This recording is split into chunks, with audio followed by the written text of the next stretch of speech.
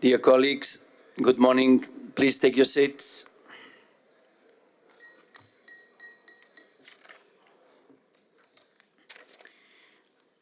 Please note that this meeting is being recorded and is being broadcast on the OCPA social media platforms and website. Voting for 4 vice president vacancies will take place until 10:30 in the Onyx room. Don't forget that voting is the first responsibility of a parliamentarian, so please go to vote until 10:30. We are pleased to welcome today the Secretary General of the OSCE, Ambassador Feridun Çerinoglu. And the draft agenda for this meeting has been distributed. Are there any objections? I understand that there are no objections, and the agenda is adopted. And before we proceed, I will give the floor first to Ms. Farah Karimi, and I take the opportunity to say thank you, Farah, and I think she deserves a big applause because the whole session is a super success.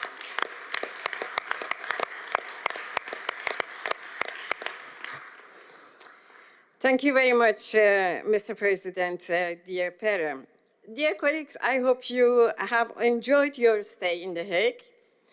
From the very beginning, our ambition was to create the best possible setting for a productive, inspiring, and enjoyable meeting.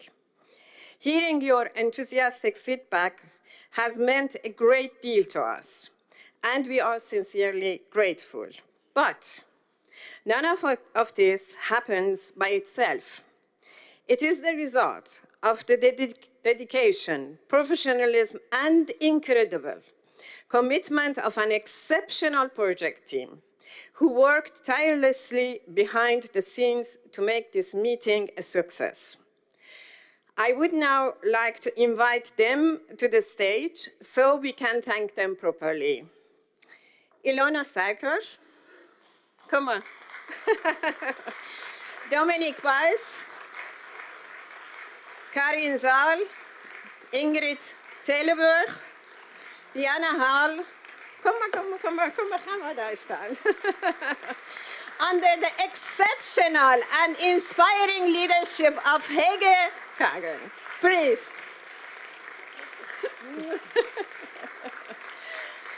Please. Thank you very much. You've done it really, really very well. Thank you. Thank you. Thank you. They deserved it. But I have another announcement also to do, and I need now Femi to help me. Yes.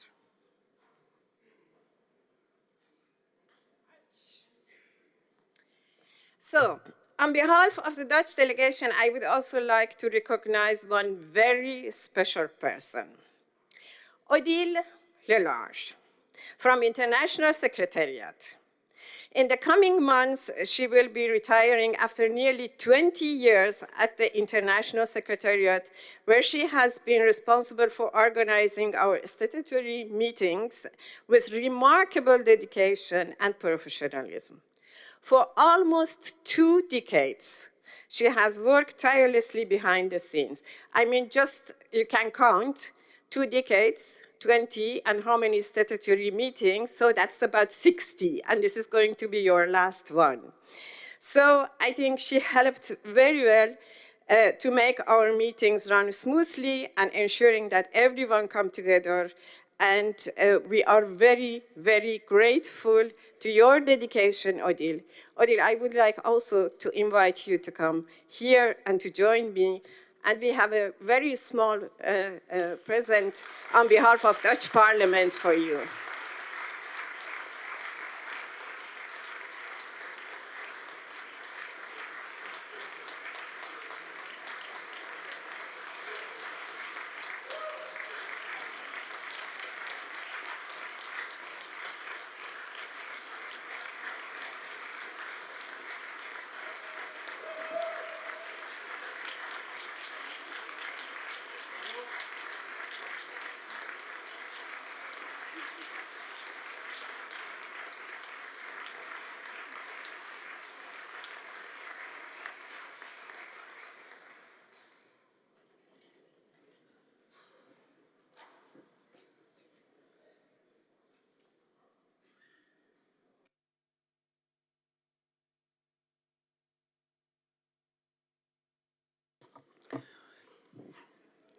Thank you very much, Farah, and to the whole team who organized this excellent annual session.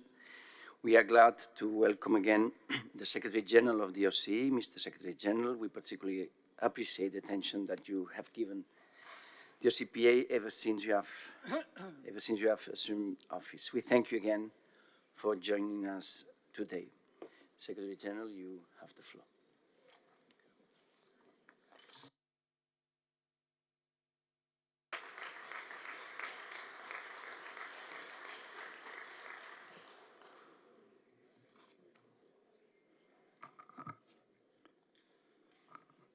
President Pons, dear Pere, Secretary General Montello, dear Roberto, Madame Karimi, dear Farah, honorable members of Parliament, ladies and gentlemen.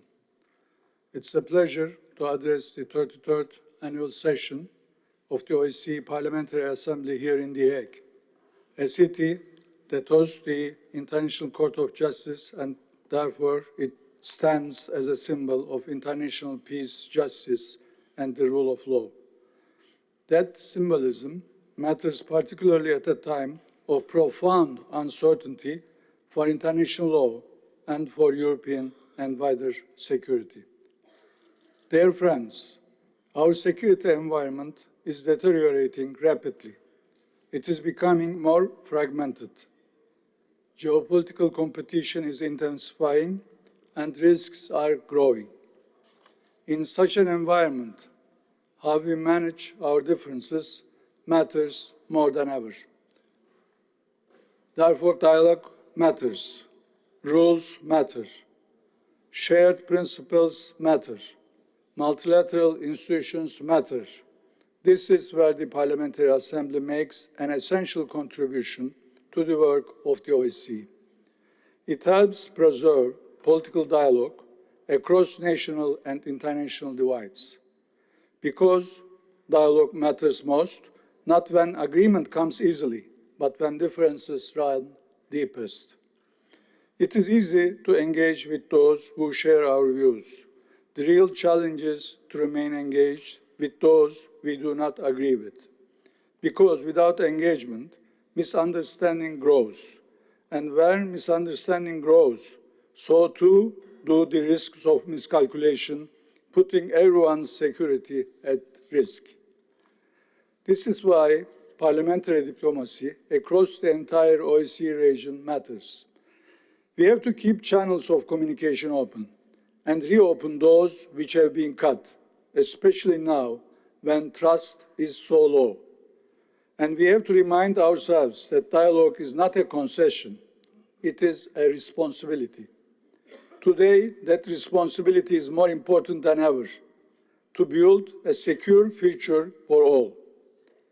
Honorable members of Parliament, dear friends, across the OSCE area, we are witnessing a deterioration of the fundamental norms and principles that have underpinned European security for decades. Trust between states has eroded. Escalation risks are growing. The war in Ukraine continues. In recent days, we have seen again and again intensified large-scale attacks. Cities have come under renewed bombardment. We are in a very dangerous moment. The continued escalation of the war only underscores the serious threat it poses to wider European and global security. The human cost remains immense. Lives continue to be lost. Civilian infrastructure is continuously targeted and damaged. Homes, schools, hospitals, and cultural sites have been struck. Millions remain displaced. The consequences will last for generations. Ladies and gentlemen, this destruction underscores the urgent need to bring an end to the war.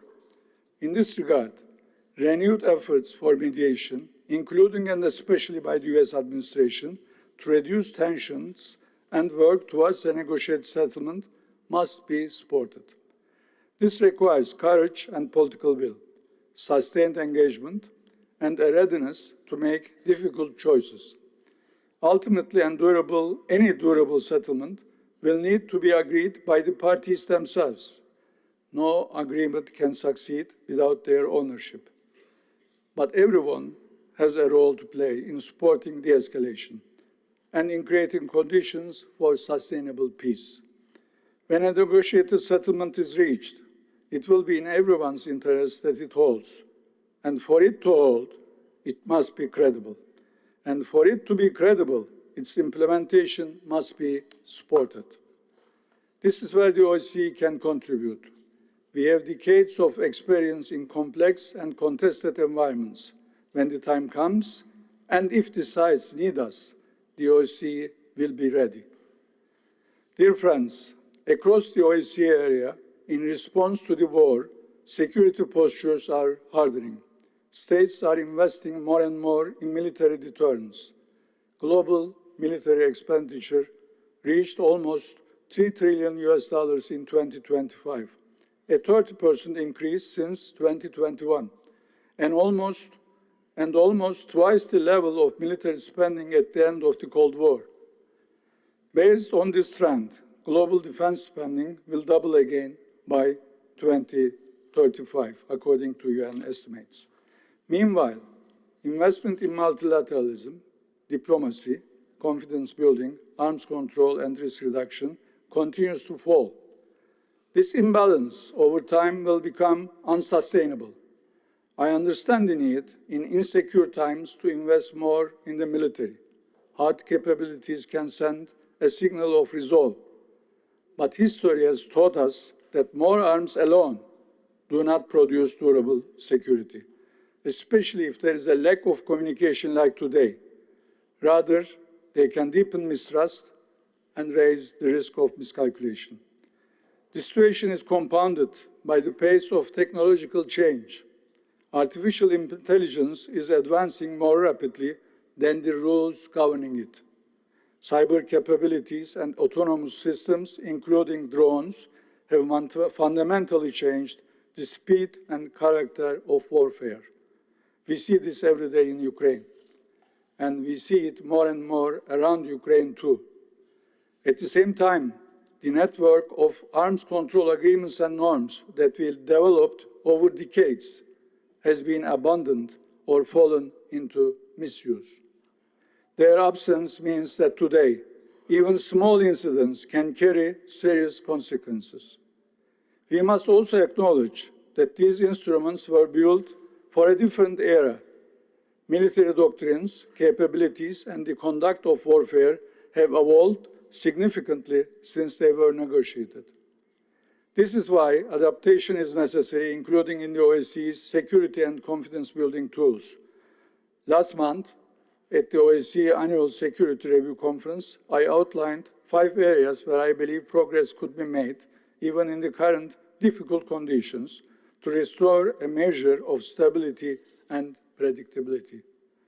The challenge before us is significant: to manage the risks that would otherwise continue to threaten our common European security. We cannot change geography, but we can choose how to manage it. This requires dialogue. It requires transparency. It requires mechanisms that reduce mistrust and prevent escalation. And it requires a serious conversation about the future of European security. Only after the war in Ukraine ends will there be conditions that allow for the gradual rebuilding of our Euro-Atlantic and Eurasian security space. It remains in the interest of each and every one of us to build a more stable and predictable security environment for our own security and for the citizens we represent. When the time comes, the OSCE remains uniquely placed to host and facilitate that discussion. It is the only regional security organization where all key actors, including those on opposite sides, sit still around the table. Even and especially in times of profound disagreement, diplomacy remains our most powerful tool to reduce tensions, to manage risks in the context of mistrust. The OSCE was founded on a simple but enduring recognition. Security cannot be built against one another. As hard as it may be, it must be built with one another. That principle has not changed, but our responsibility to uphold it has never been greater. Thank you all.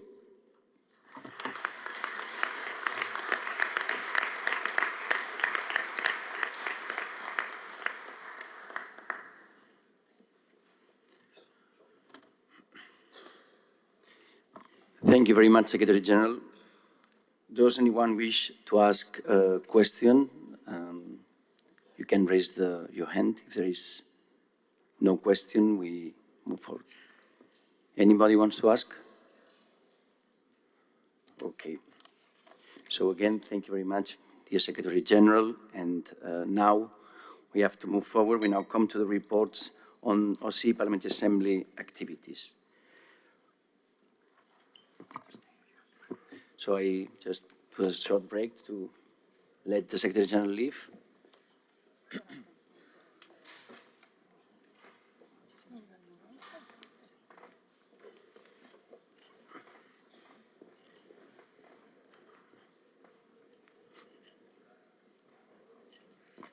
Roberto, we did not even take a picture. No. Okay.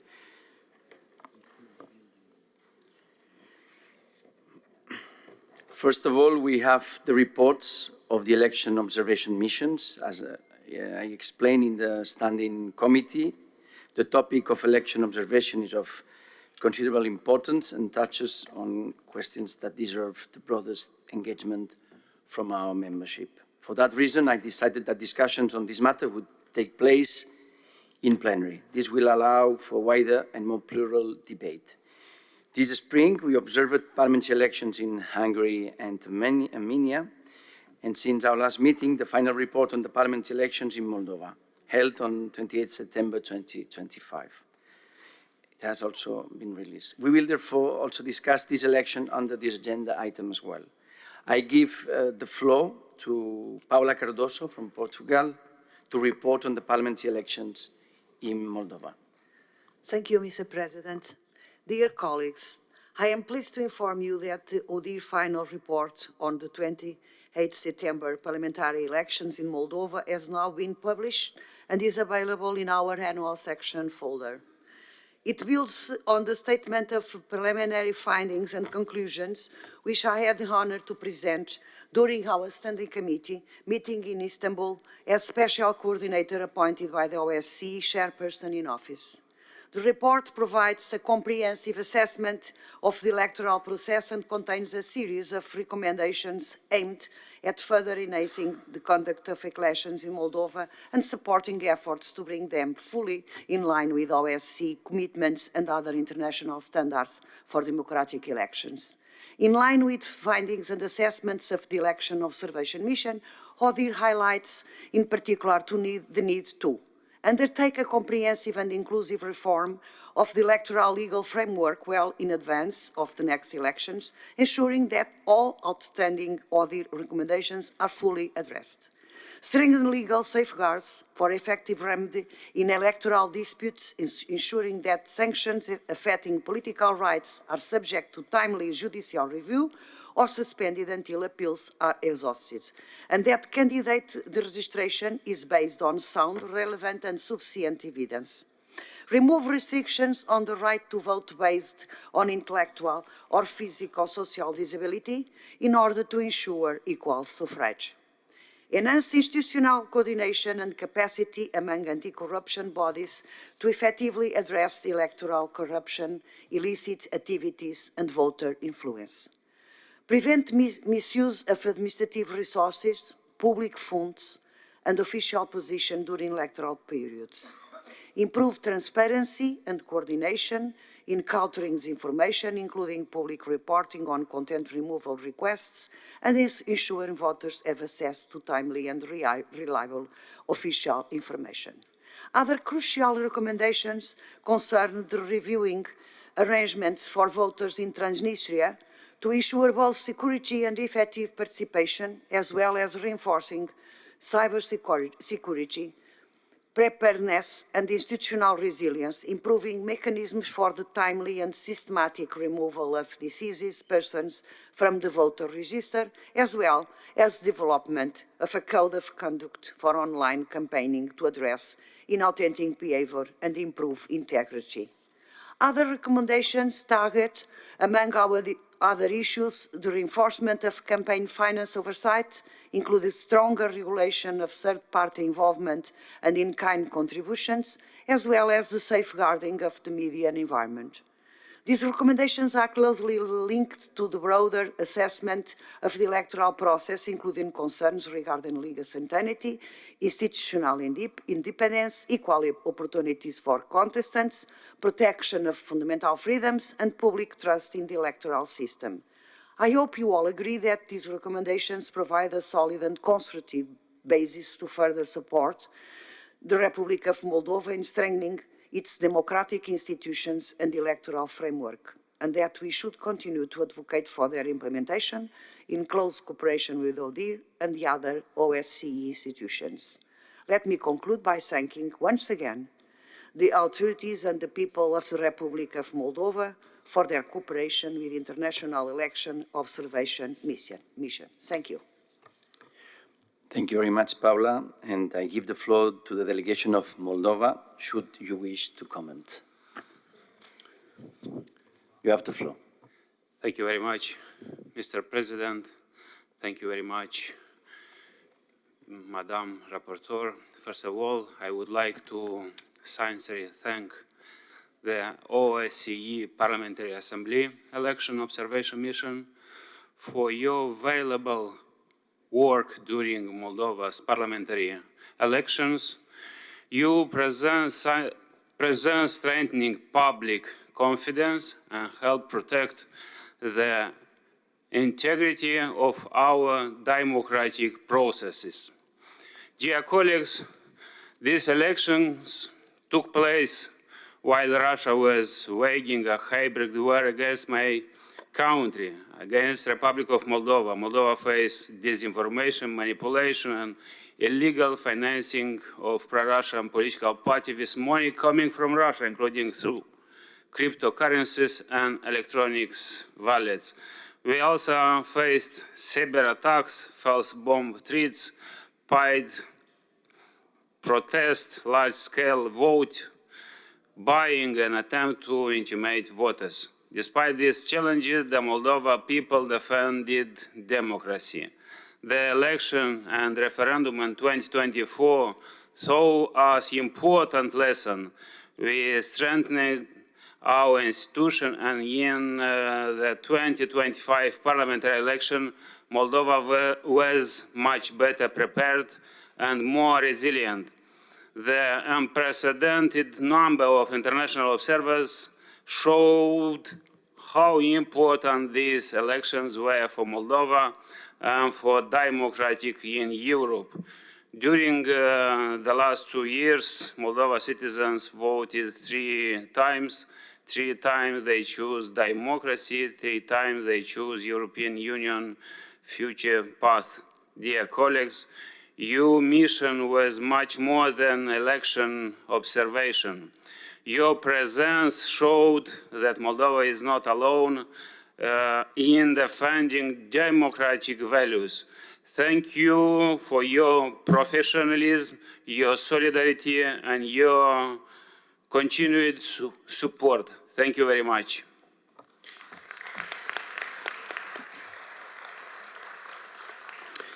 Thank you very much for your words. Again, thank you very much, Paula, for the report. I give the floor to Mr. Sargis Kandanian from Armenia to report on the parliamentary elections in Hungary. Sargis, you have the floor. Thank you, Mr. President. Dear colleagues, I am pleased to present to you a report on our Assembly's election observation mission to the 12th April 2026 parliamentary elections in Hungary, which I had the honor to lead as special coordinator appointed by the OSCE chairperson in office.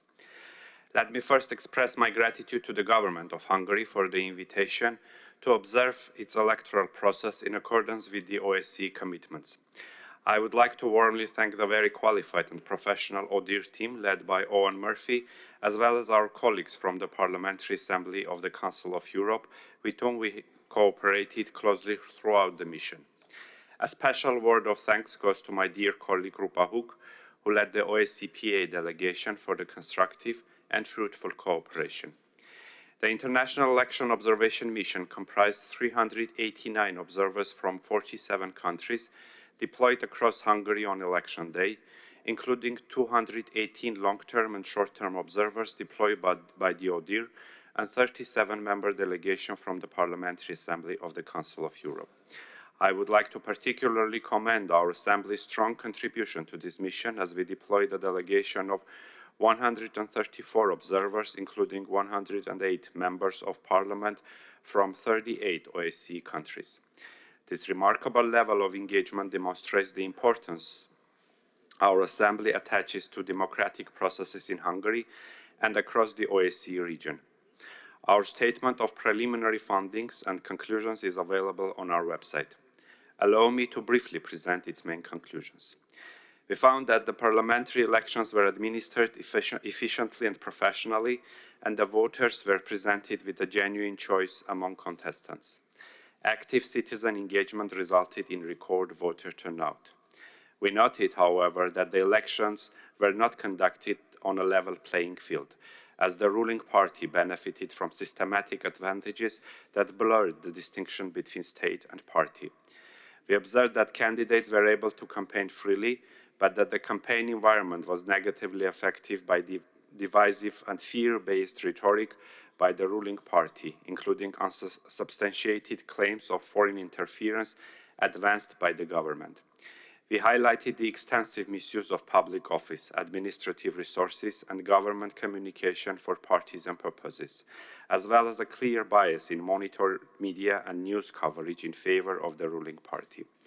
Serious shortcomings in the regulation of campaign finance further undermined equality of opportunity among contestants. We noted with concern that insufficient efforts by the authorities to protect the online information space and counter disinformation contributed to an atmosphere of deep political polarization and weakened public confidence in the electoral process. We further observed that shortcomings in the handling of election-related disputes, together with the limited effectiveness of available legal remedies, reduced accountability and the effectiveness of electoral oversight. Election day was assessed positively overall, with the International Election Observation Mission evaluating all stages of the process positively in the overwhelming majority of polling stations observed, despite some procedural shortcomings. I would also like to emphasize the remarkable level of citizen engagement observed in these elections. Voter participation reached record levels, demonstrating a strong commitment by citizens to democracy despite a highly polarized political environment and concerns regarding the fairness of the campaign conditions. I would like to thank the Hungarian authorities, election administration, political stakeholders, civil society organizations, and media interlocutors for their cooperation throughout the observation mission. We are also grateful to the voters and citizens who welcomed our observers and contributed to the openness and transparency of the electoral process. In addition to the parliamentary statement, ODIHR will publish a final report in the coming months. The report will contain recommendations aimed at addressing the shortcomings identified by our mission and further strengthening the democratic process. We encourage the authorities to give due consideration to these recommendations. Let me conclude by reaffirming our readiness to support efforts to improve the electoral framework and electoral practice in line with OSCE commitments and international obligations. I would also like to thank all members of the International Election Observation Mission for their dedication and professionalism throughout this mission. Thank you.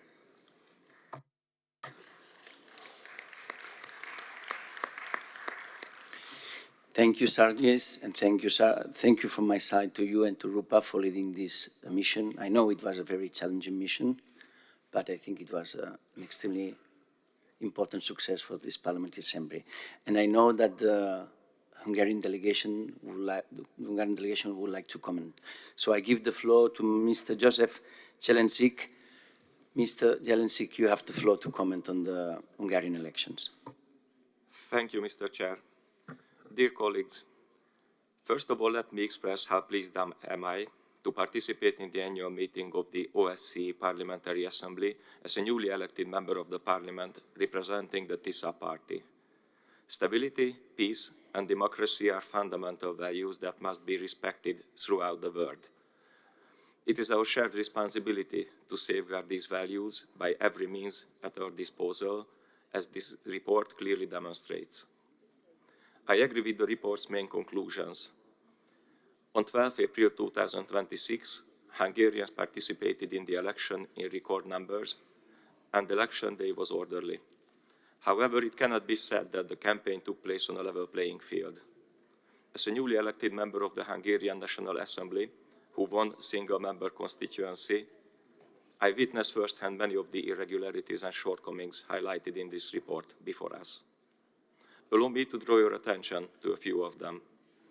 The extensive misuse of public office, administrative resources by the previous governing party, divisive and fear-mongering rhetoric on the part of the former ruling party, election laws still miss key international democratic standards, the previous ruling party misused public resources, media, and voter data.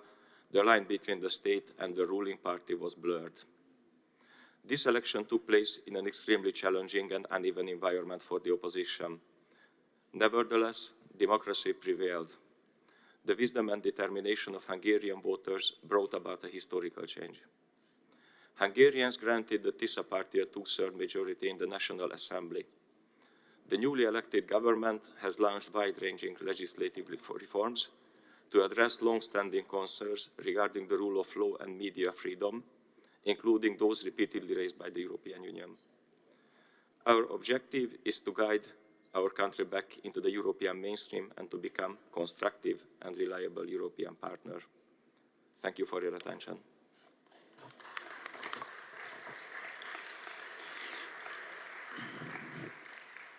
Thank you very much, dear colleague. Anybody else would like to comment on the Hungarian elections?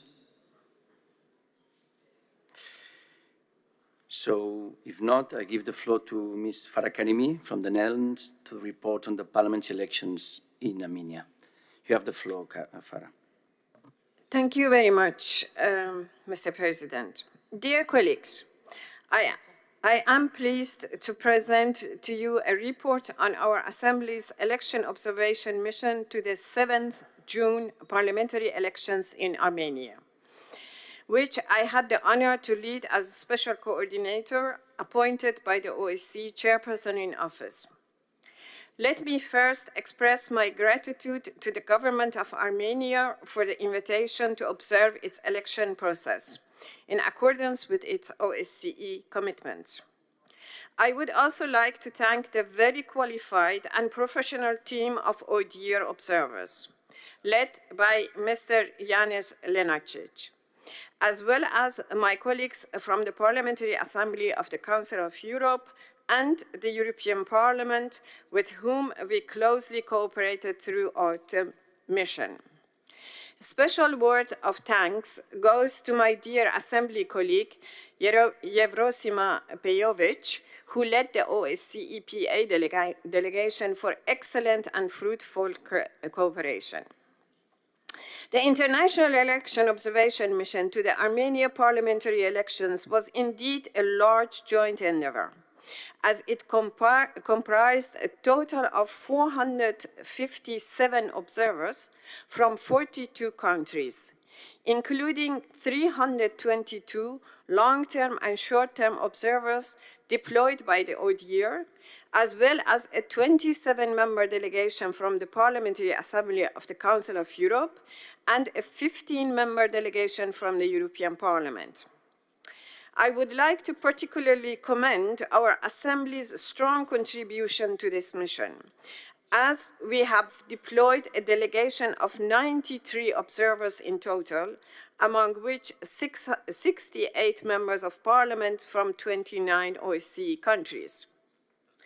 Our delegation's observation efforts on election day spanned several cities, including Yerevan, Yermouk, Shirak, and Tavush, to only name a few. This high interest displayed by members of parliament from so many countries in this election is a clear manifestation of how much we care for Armenia, for its people, and for its future. The election took place at a particularly pivotal moment in Armenia's development, as the country continues to navigate a complex, democratic, and geopolitical environment. I commend Armenian voters for their strong commitment to democracy and engagement. Our statement of preliminary findings and conclusions is available on our website to your reference. Our general assessment of the elections was the following. We found that the 7 June parliamentary elections offered voters a genuine choice among political alternatives in a well-run process. Direct pressure from abroad in the form of escalating trade restrictions and security threats during the campaign aimed at unduly influencing voters in favor of opposition forces was observed. We noted that the campaign was highly confrontational with divisive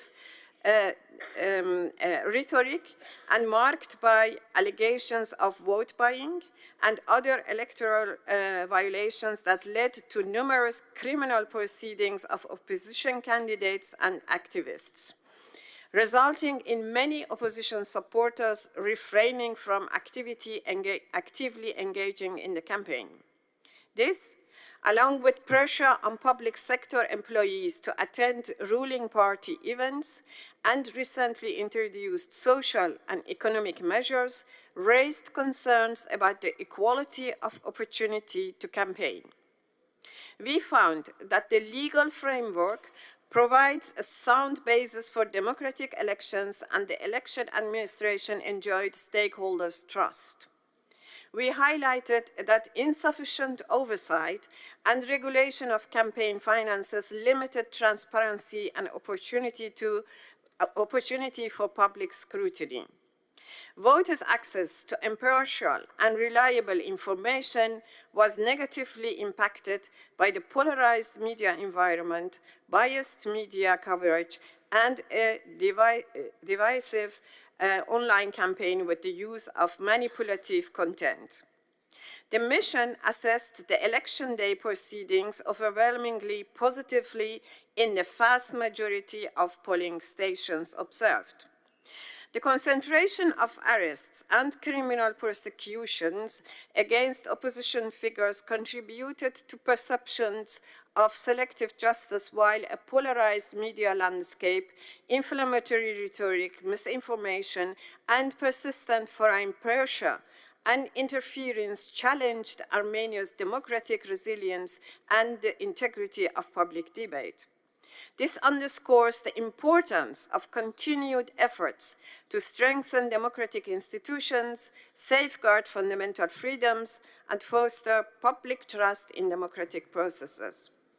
In addition to the preliminary statement, of which I now shared the introduction, the ODIHR will publish a final report in the coming months, which I encourage you to consult as well. The report will include a number of recommendations to address the shortcomings observed, which we call on the Armenian authorities to implement. I would like to conclude by reiterating the readiness of our Assembly to assist in this process, and by thanking once again all the observers who took part in this important mission. And a special thank you to the staff of our International Secretariat for their professionalism, dedication, and outstanding support. Thank you very much.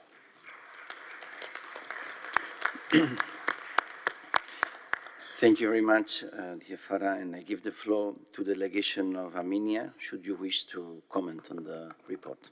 Thank you. Mr. President, first of all, I would like to sincerely thank the leadership of the Election Observation Mission Special Coordinator Farah Karimi and the head of OSCPA delegation Yevrosima Bejovic, as well as all the observers for their dedicated work.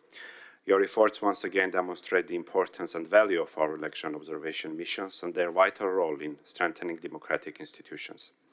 These elections were of historic importance for my country, as they were the first elections held following the establishment of peace between Armenia and Azerbaijan.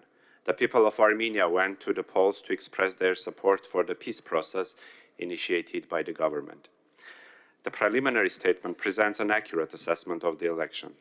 It rightly recognizes that fundamental freedoms were respected throughout the campaign, highlights the competitive nature of the electoral process, the professionalism of the election administration, and the orderly conduct of voting and counting, while also identifying areas where further improvements are needed.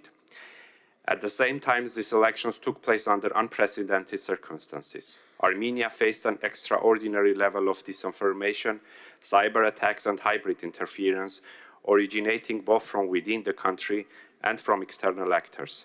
The electoral environment was further complicated by foreign interference, including economic pressure aimed at influencing the political climate. Unfortunately, the elections also revealed a deeply troubling reality.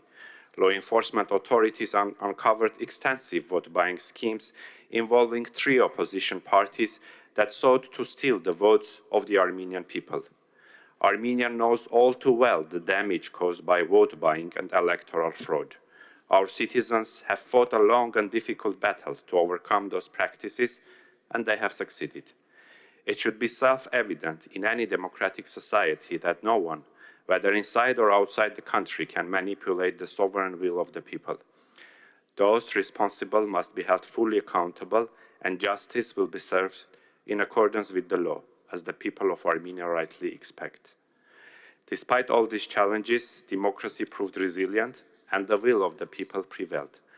Armenian voters clearly demonstrated their commitment to peace, to the independence and sovereignty of their country, and to democratic governance. We remain committed to advancing the peace process and promoting lasting stability in our region, while continuing to strengthen democratic institutions, uphold the rule of law, and improve the socio-economic well-being of our citizens. Thank you.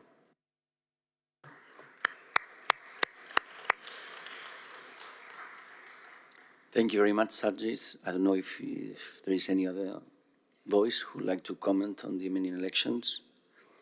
So if not, I'm going to close the debate, but I would like to inform you that we have 3 elections forecasted to observe. The first one is in Kazakhstan, Central Asia, last week of August, 23rd. So I invite you all to register. Then we'll have a second election observation in October in the Balkans, in Bosnia and Herzegovina.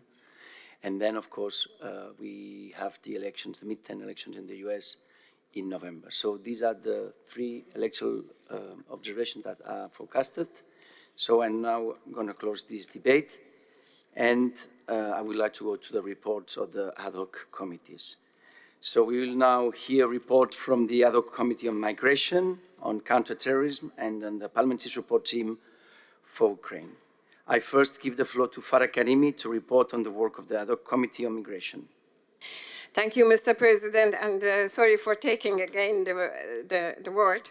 Dear President, dear members of the Standing Committee, dear colleagues, it is my pleasure to report to you on the activities of the ad hoc committee on migration. We have identified 3 priority topics: implementation of the EU Pact on Migration and Asylum, the experiences of local authorities with migration, and economic development.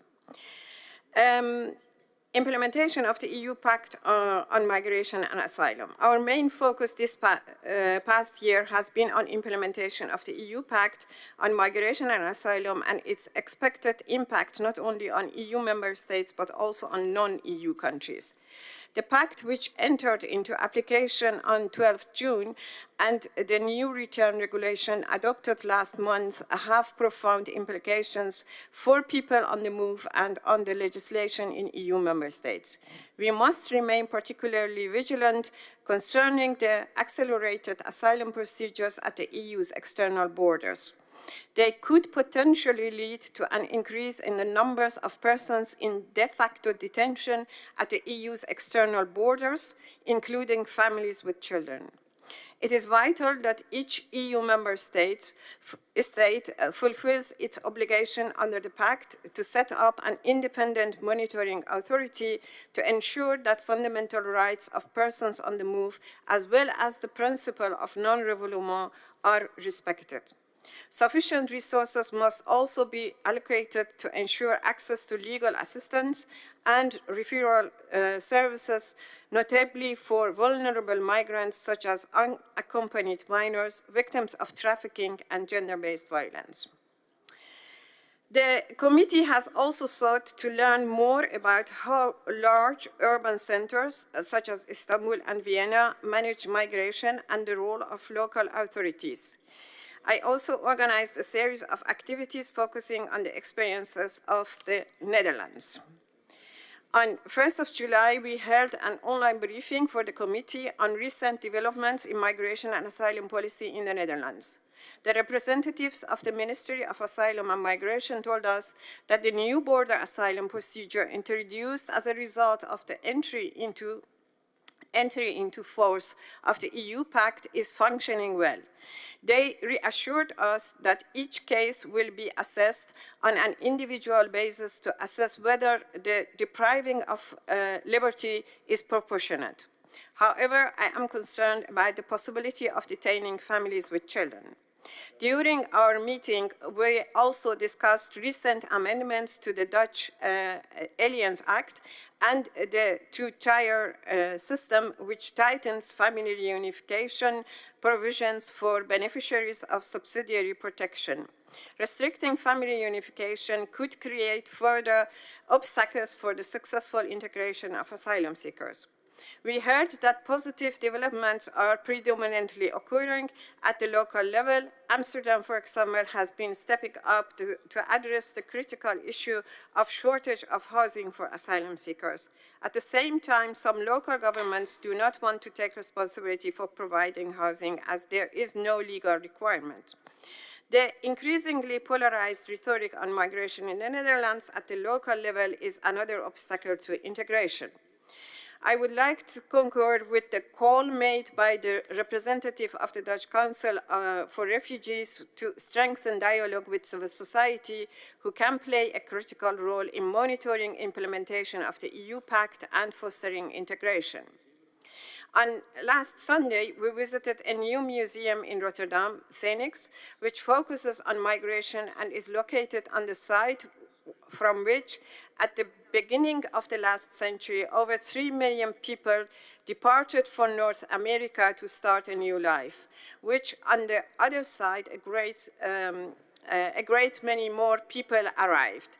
This visit was a welcome opportunity to step back from politics and to reflect on the human stories of migration. The third priority topic, migration and economic development, will be at the center of our visit to Uzbekistan, which I hope will happen in October. This visit will offer a precious opportunity to learn more about the labor mobility of Central Asian migrants and their contribution to the economic growth in host societies through labor market participation, entrepreneurship, and knowledge transfer. I would like to take this opportunity to warmly welcome our newest member from Uzbekistan, Dr. Ulugбек Shermatov, as well as the rest of the delegation of Uzbekistan for their engagement and support. I regret that we were not able to carry out this visit earlier due to logistical and financial, but also budgetary reasons. Our committee will continue to monitor developments related to the EU Pact on Migration and Asylum. I also hope that we can continue to highlight the key role played by local authorities in enhancing migration management and fostering integration. The committee is keen on expanding its geographical focus. The inclusion of a new member from Central Asia is an important step in this direction. I hope that we will also welcome members from other regions, in particular the United States, so that we have the opportunity to discuss developments which are taking place there. Thank you for it.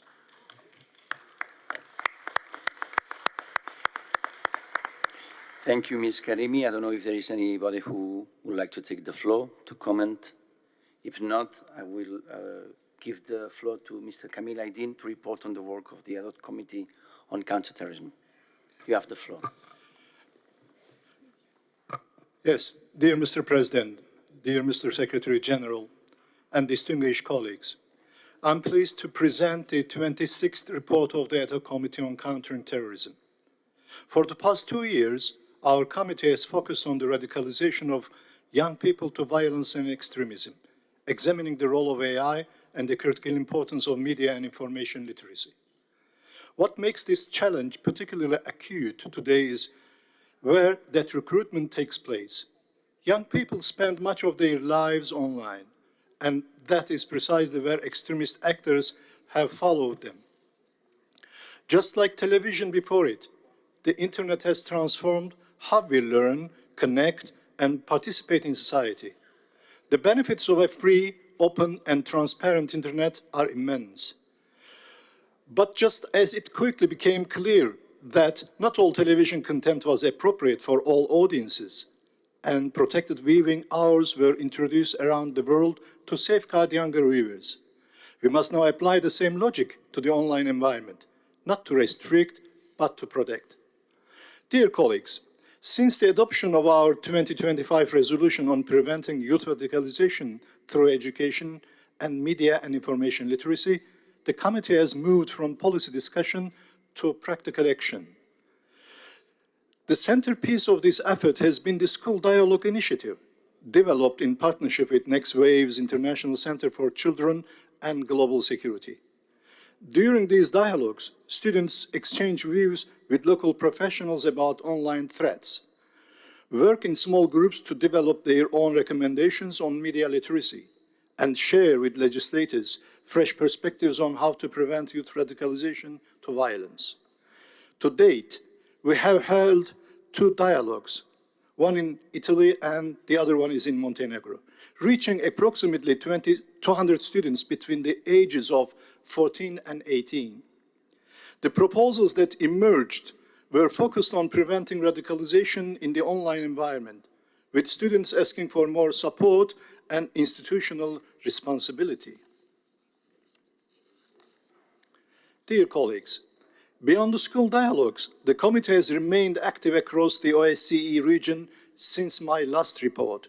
In March, we conducted an official visit to Montenegro to learn more about the counterterrorism challenges encountered by a small state and held our second school dialogue. In May, our committee addressed the OSCE Security Committee, strengthening ties with our intergovernmental partners in Vienna. In early June, the committee co-hosted a webinar with the Special Representative on Youth Engagement to promote the youth, peace, and security agenda.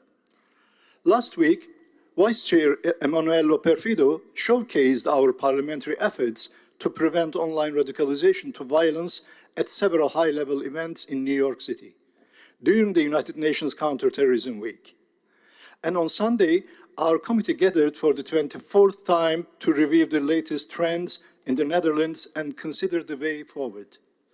Taken together, these engagements have shaped our draft 2026 resolution on countering the online radicalization of youth. The resolution takes into account digital risks affecting youth, with a particular focus on algorithmic amplification, gaming platforms, and encrypted messaging. It calls for independent risk assessments and transparency reports on algorithms. It encourages cooperation with the gaming industry, and it urges investigative institutions to keep pace with extremist activity online.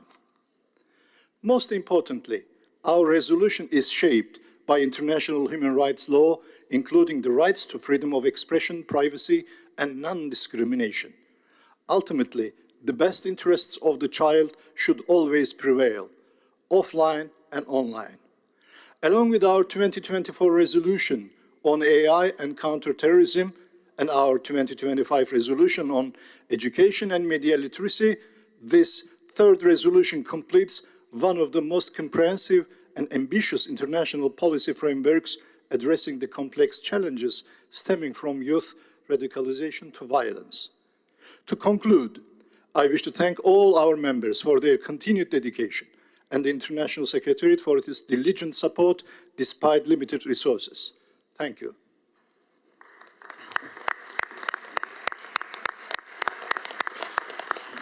Thank you, dear Camille, and I would like to say thank you because this work in the school environment with young people is extremely important, and I really want to thank you for that. And I don't know if there is anybody else who would like to comment. So now I would like to say first that I would like to say thank you to the previous person who was in charge of the parliamentary support team for Ukraine, Ms. Hodgson, who had to resign because she took new responsibilities in office. And I would like to give the floor to the new appointed person, to Ms. Nancy Faeser, to report on the work of the parliamentary support team for Ukraine. Nancy, the floor is yours.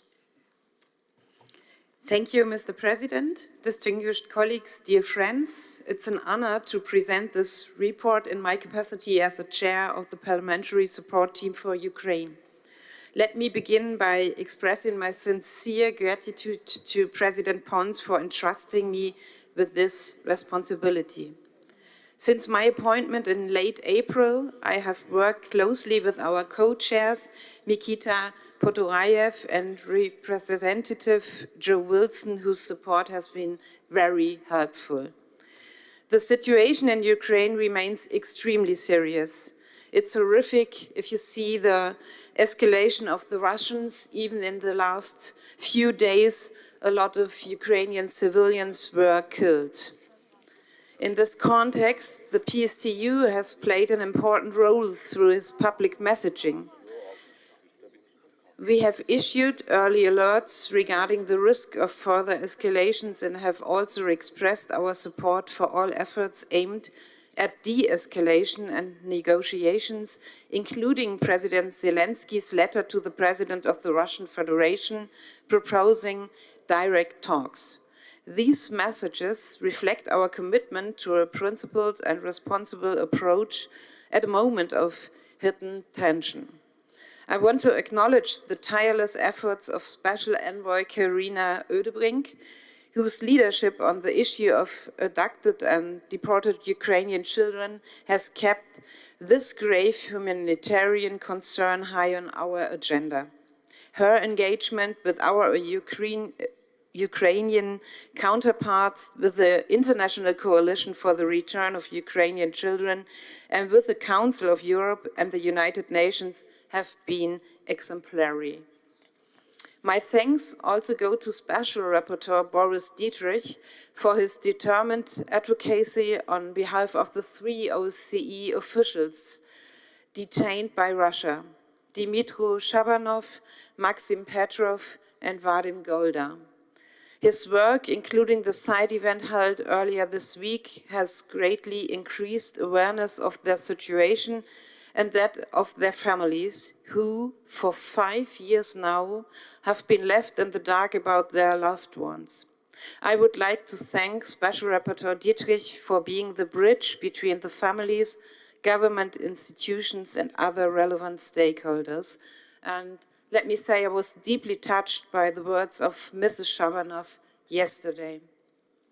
I'm also pleased to see that the efforts of Boris Dietrich have led to more bilateral engagement from parliaments and governments, which is essential for keeping attention on this humanitarian emergency.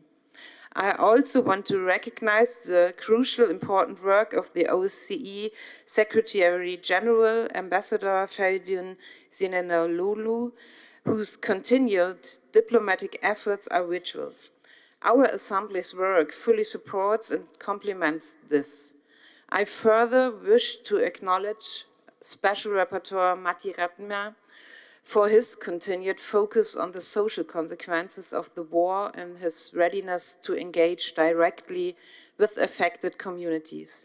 We hope that the current travel restrictions affecting the International Secretariat will soon be lifted so that essential support to this fact-finding activities can resume. The PSTU now counts 18 active members and remains committed to ensuring that Ukraine stays at the forefront of the Assembly's agenda. Looking ahead, I plan to travel to Kiev on 21st of September for substantive meetings with Boris Dietrich together. I think that's a good sign that we are traveling together. There, I'm considering representing President Pons at the next meeting of the International Coalition for the Return of Ukrainian Children in Toronto later in the month of September. President Pons, thank you once again for your support and trust. Colleagues, thank you for your continued cooperation. I will now hand on the floor to my co-chair, Mikita Potorayev, for short remarks on the latest developments on the ground. He knows better than I. Thank you very much. Thank you very much, Nancy. Mikita, you have the floor. Thank you. Thank you, Nancy. Thank you, Mr. President, distinguished colleagues. All members of Parliamentary Support Team for Ukraine and the whole Ukrainian delegation, of course, we are doing all the best to strengthen and supply adequately resourced and fully integrated PSTU into the Assembly's political work. This year, we have organized many activities on the margins of our statutory meetings with different topics of the Russian war of aggression against Ukraine. During this annual session, we have had almost everyday activities where special guests have provided the briefings for the members of the Assembly. We would like pursue this work highlighting all aspects of the realities in and around Ukraine, because it is important steps to be made to bring peace and security in the OC region. I would like also to extend my gratitude to the new chairwoman, Ms. Nancy Fraser, Co-Chair Representative Wilson, Special Envoy Karina Odebrink, Special Rapporteur Boris Dietrich, and Special Rapporteur Mati Raidma. Thank you, friends and colleagues, once more a lot. Thank you.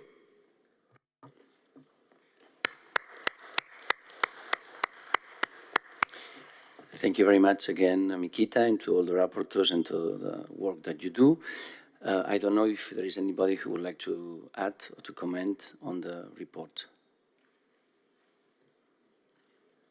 So I would like to say that we have very few minutes before the voting procedure is closed. So if you want to vote, you have until 10:30. Now we close this point. I would like to end by saying thank you to the Italian delegation for the huge conference that they organized in May.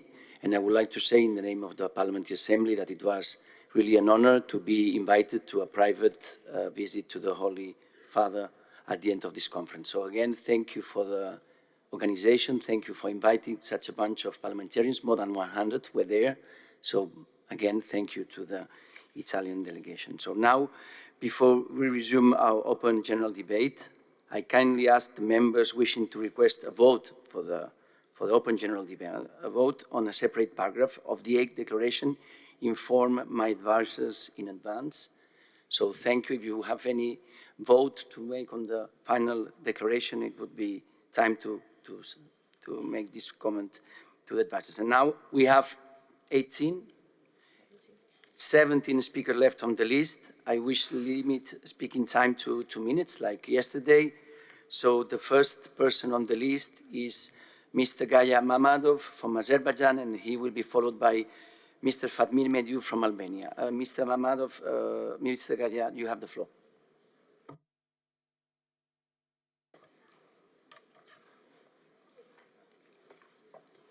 Thank you, President. First of all, I would like to thank you and congratulate you for presiding over yet another annual session with great skill and diplomacy. The topic of this session today is very timely since international law is not in good health. Compliance is falling, and with it, the trust in the substance of the rules themselves. This is first and foremost a global problem. Yet, the OSCE, as a regional organization, has a particular relevance to it. Europe is the region where modern international law took shape and where 2 world wars showed the cost of its collapse. And yet again, here in Europe, we see that these principles have come under strain and international law has been eroded. My own country knows the cost of the erosion of international law from a direct experience. The lesson we should all draw is simple. Sovereign equality, territorial integrity, and non-interference in domestic affairs of states must be upheld, always and for all. States are the subjects of international law.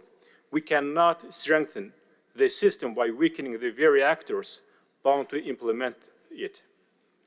Undermining sovereignty and territorial integrity too often means war, humanity's most devastating catastrophe. All other concerns, however genuine, cannot be advanced at the expense of sovereignty. That has never worked and it never will. The only way to advance them is through dialogue conducted in good faith and in respect for the sovereign equality of states. Let these principles stand at the center of every effort to renew trust in international law, in the OSCE and in the United Nations alike. Thank you. Thank you very much. Now I give the floor to Mr. Fatmir Mediu, and he will be followed by Ms. Carina Odebrink from Sweden.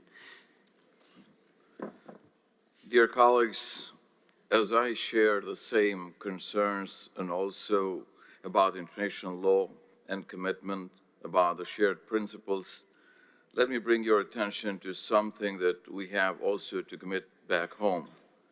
Today, organized crime operates like a multinational corporation, exploiting corruption, financial networks, cyber capabilities, and political influence to penetrate state institutions. In Albania, organized crime, drug trafficking, systemic corruption increasingly undermine the rule of law, democratic institutions, and public trust. This is no longer merely a law enforcement challenge. It is a direct threat to the security architecture of the OSCE area. When criminal networks capture institutions, distort elections, and weaken judicial independence, they erode the principles upon which our collective security is built. That's what we are facing, a profound democratic crisis, democratic backslide, state capture, and the fusion of the government with corruption, organized crime, and ruling part of the state institution that have been documented in many international documents. The last parliamentary elections you observed were farce marked by the misuse of state's resources, vote buying, and voter intimidation by government and organized crime. Today, Albania classifies an electoral autocracy. The OSCE was founded on the understanding that there can be no lasting peace without democracy, respect of human rights, and the rule of law. Based on these values, liberty, private property, identity, nation identity, love for the country, fight against corruption, arrogance of government, organized crime, and drug trafficking, for 30 days in a row, Albanians in big numbers are protesting every day against corrupt government. They are the real European Albanians that stand for their country and European values against corruption, government, and ask for political accountability. Thank you. Thank you very much. Now, Ms. Carina Odebrink has the floor, and she will be followed by Ms. Gudrun Kogler from Austria. Carina, you have the floor. Thank you, President. Democracy is not only about holding elections, it's about respecting the rule of law, freedom of association, and the right of political parties to organize independently. Today, these principles are under serious attack in Turkey. The imprisonment of Istanbul Mayor Ekrem İmamoğlu, the continued prosecution of opposition politicians, journalists, and human rights defenders, and the refusal to implement the judgment of the European Court of Human Rights in the cases of Selahattin Demirtas and Osman Kavala are deeply alarming. But an even more dangerous development has emerged.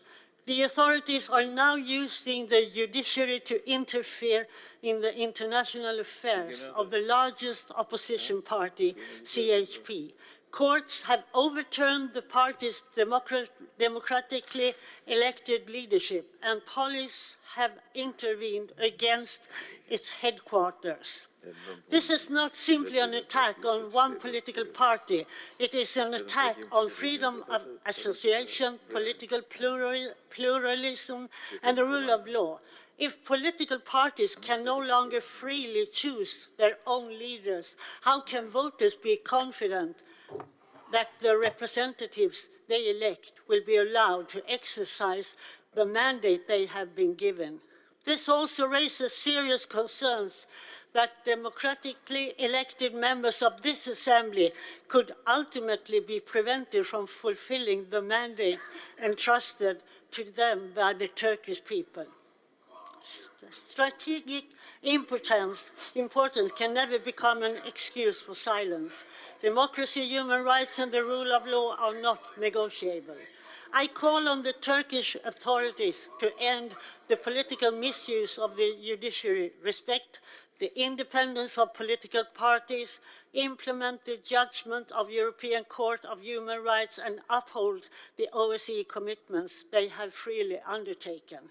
Finally, the partnership between the Parliamentary Assembly and ODIHR is fundamental to the OSCE EPA's credibility, legitimacy, and relevance. We must continue to strengthen our cooperation in election observation, parliamentary assistance, gender equality, and across the entire human dimension to uphold the human dimension and fulfill our Assembly's comprehensive security mandate. And since this is my last intervention in the OSCE EPA, I also would encourage and call on all members here, keep the sake of the Ukrainian child in mind and act concrete as much as you can for the sake of the Ukrainian child. Slava Ukraini.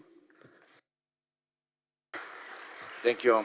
Thank you very much, Karina. Thanks for your work. Now I give the floor to Gudrun Kugler. Thank you. Prego. Thank you, Mr. Chair. Ladies and gentlemen, friends and colleagues, I would like to take the occasion of the coincidence of speaking after my colleague Carina Ödebrink to thank her for her incredible service to the OSCE Assembly in the past years. In January, the Canadian Prime Minister, Mark Carney, said famously that we are no longer only relying on the strength of our values, but also on the value of our strength. And of course, it is true that our countries shall be in the best possible shape. But it is tragic and it is a step backwards if some of us think that we have to resort to might and aggression instead of engaging in dialogue and cooperation. Values, dialogue and cooperation are values of which the city of The Hague has become a symbol, and the values that we are defending here at the OSCE Parliamentary Assembly. For this, we are here together to defend a rules-based order. Therefore, I think it is vitally important that we work together in this assembly in a consensus-oriented way. And I'm very glad that yesterday in our Bureau meeting, we had a very good consensus on two important things. One, that any future interaction or handling of the Russian Federation needs consensus in the Bureau and consensus with the Ukrainian delegation. And secondly, that with regard to the budget of this organization, that before we come for the autumn meeting to Andorra, the Bureau will be given a plan of action of how to restore their financial situation, how to restore the almost used up reserves, and not only how to not spend it, but also how to actually bring it back and improve the situation. Please allow me at this point to express my gratitude to the Dutch Parliament for this annual session. The creativity, the hospitality, and also the altruism of the Dutch Parliament were absolutely exceptional. And I would like to also add a big thank you to the OSCE Parliamentary Assembly Secretariat for their highly professional and committed work. Thank you. Thank you very much. Thank you very much, Gudrun. Now I give the floor to Pascal Alizard, which is followed by Daniel Fessler from Switzerland. Merci, Monsieur le Président, chers collègues. La guerre d'agression menée par la Russie contre l'Ukraine constitue le défi le plus grave auquel est confrontée l'architecture de sécurité européenne depuis la fin de la guerre froide. Et malgré plusieurs initiatives diplomatiques engagées, aucun cessez-le-feu global n'a encore pu être obtenu. Les combats restent intenses, les frappes continuent de faire peser une lourde menace sur les populations civiles. Les discussions relatives à un éventuel cessez-le-feu suscitent naturellement de nombreux espoirs, mais elles soulèvent également une question fondamentale: quelle paix voulons-nous construire? Car la paix ne saurait être réduite à la seule absence de combat. Une paix durable doit permettre de restaurer la sécurité dans l'ensemble de la région, tout en préservant les principes qui fondent notre ordre international. C'est précisément ce que nous rappelle le thème de notre session. Le droit international et les principes partagés ne prennent tout leur sens que lorsqu'ils sont mis à l'épreuve. Or, l'Ukraine est aujourd'hui le lieu où ces principes sont testés de la manière la plus directe et la plus violente. Le respect de la souveraineté, de l'intégrité territoriale, de l'indépendance politique des États, tout comme l'interdiction du recours à la force, ne sont pas des concepts abstraits. Ils constituent les garanties dont dépend la sécurité de tous les États participants, quelle que soit leur taille et quel que soit leur engagement. Si l'on admet qu'une frontière peut être modifiée par la force ou qu'un État peut imposer durablement sa volonté militaire à son voisin, alors ce n'est pas seulement l'avenir de l'Ukraine qui est en jeu, c'est l'ensemble de l'ordre de sécurité à la base même de l'OSCE, un ordre fragile, construit lentement, patiemment, avec détermination. Le droit international est un objet à la fois nécessaire et fragile. Il reste pourtant notre bien commun le plus précieux et nous, membres de cette Assemblée, devons en être les champions. Pour la France, une telle paix juste et durable ne peut être dissociée de respect du droit international, car lorsque les principes communs sont préservés, la sécurité collective est renforcée. Lorsqu'ils sont remis en cause, c'est la stabilité même de l'ensemble de notre région qui se trouve fragilisée. Je vous remercie. Thank you very much, Pascal. And now I give the floor to Switzerland, Mr. Daniel Fessler. You have the floor. Caro Vizepräsidente, liebe Kolleginnen und Kollegen, zuerst möchte ich mich bei den Kolleginnen und Kollegen aus den Niederlanden bedanken für die Gastfreundschaft und die gute Organisation. Wir haben uns sehr wohl gefühlt hier in Den Haag. Für die Schweiz als neutrales Land ist das Völkerrecht ein zentrales Element der Rechtsordnung. Das Völkerrecht ist die Garantie dafür, dass am Ende das Recht des Stärkeren nicht über die Stärke des Rechts triumphiert. Das Völkerrecht ist kein Konzept, das man je nach geopolitischem Belieben interpretieren, nutzen oder ignorieren kann.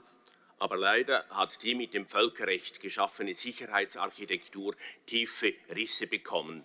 Nach dem Angriff von Russland auf die Ukraine leider auch im OSZE-Gebiet. Die OSZE ist dann gefordert und hat dann ihre wichtigste Aufgabe, wenn es Kriege und Konflikte gibt. Dies sollte uns an den Beginn der OSZE erinnern. 1975, mitten im Kalten Krieg, haben sich die Staaten unterschiedlicher Ideologien in den Schlussakten von Helsinki auf fundamentale Prinzipien geeinigt. Die Unverletzlichkeit der Grenzen, die friedliche Beilegung von Streitigkeiten und die Achtung der Menschenrechte. Diese Prinzipien sind nicht veraltet, sie sind heute aktueller und dringlicher denn je. Und vor allem, wir dürfen diese Grundsätze nicht aufgeben, auch wenn wir heute eine Krise des Vertrauens erleben, weil Russland grundlegende Prinzipien der Helsinki-Schlussakte eklatant verletzt. Sicherheit kann es in Europa nur mit dem Völkerrecht geben, niemals gegen das Völkerrecht. Souveränität und territoriale Integrität sind unteilbar. Sie gelten für jeden Staat, unabhängig von seiner Größe oder militärischen Macht. Das ist unser Credo, geschätzte Kolleginnen und Kollegen. Lassen Sie uns gemeinsam dafür einstehen, dass der OSZE-Raum ein Raum des Vertrauens und der verlässlichen Zusammenarbeit ist, auf der Basis des Rechts, im Dienste des Friedens und zum Schutz der Menschen. Ich danke Ihnen für die Aufmerksamkeit. Grazie. Thank you very much, Daniel. I give the floor to Croatia, Mr. Zvonimir Troskot, followed by Georgia, Mr. Levan Makavshili. Honorable Chair, dear colleagues, the report of the General Committee on Democracy, Human Rights and Humanitarian Questions rightly warns us about the erosion of human rights and the weakening of the rule of law. But one human rights crisis too often remains at the margins of international debate: the persecution of Christians because of their faith. According to the World Watch List 2026, published by Open Doors, 390 million Christians worldwide, which is half of the EU population, face high levels of persecution or discrimination. During the latest period, almost 5,000 Christians were killed because of their Christian identity, and almost 5,000 were detained, and more than 3,600 churches and Christian properties were attacked. This persecution takes many forms. Christians are murdered by terrorist groups, churches are closed, religious literature is seized, converts are pressured, and believers are monitored or detained by state authorities. This challenge is not limited to distant regions. Reports also identify restrictions and pressure against Christian communities within parts of the OSCE area, where legislation and administrative measures can make the peaceful practice of faith increasingly difficult. Freedom of faith or belief is not a secondary right. It is a universal human right and the foundation of human dignity, pluralism, and democratic security. We must therefore reject selective compassion. When national institutions fail, international law and international institutions must provide a path towards justice.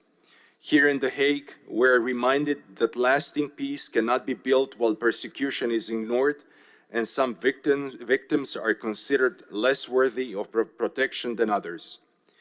Dear colleagues, no believer should have to choose between faith and freedom, between worship and personal safety, or between remaining silent and remaining alive. Freedom of religion belongs to everyone, or it belongs to no one. Mengetak, thank you very much. Hvala lijepa. Thank you, Zvonimir.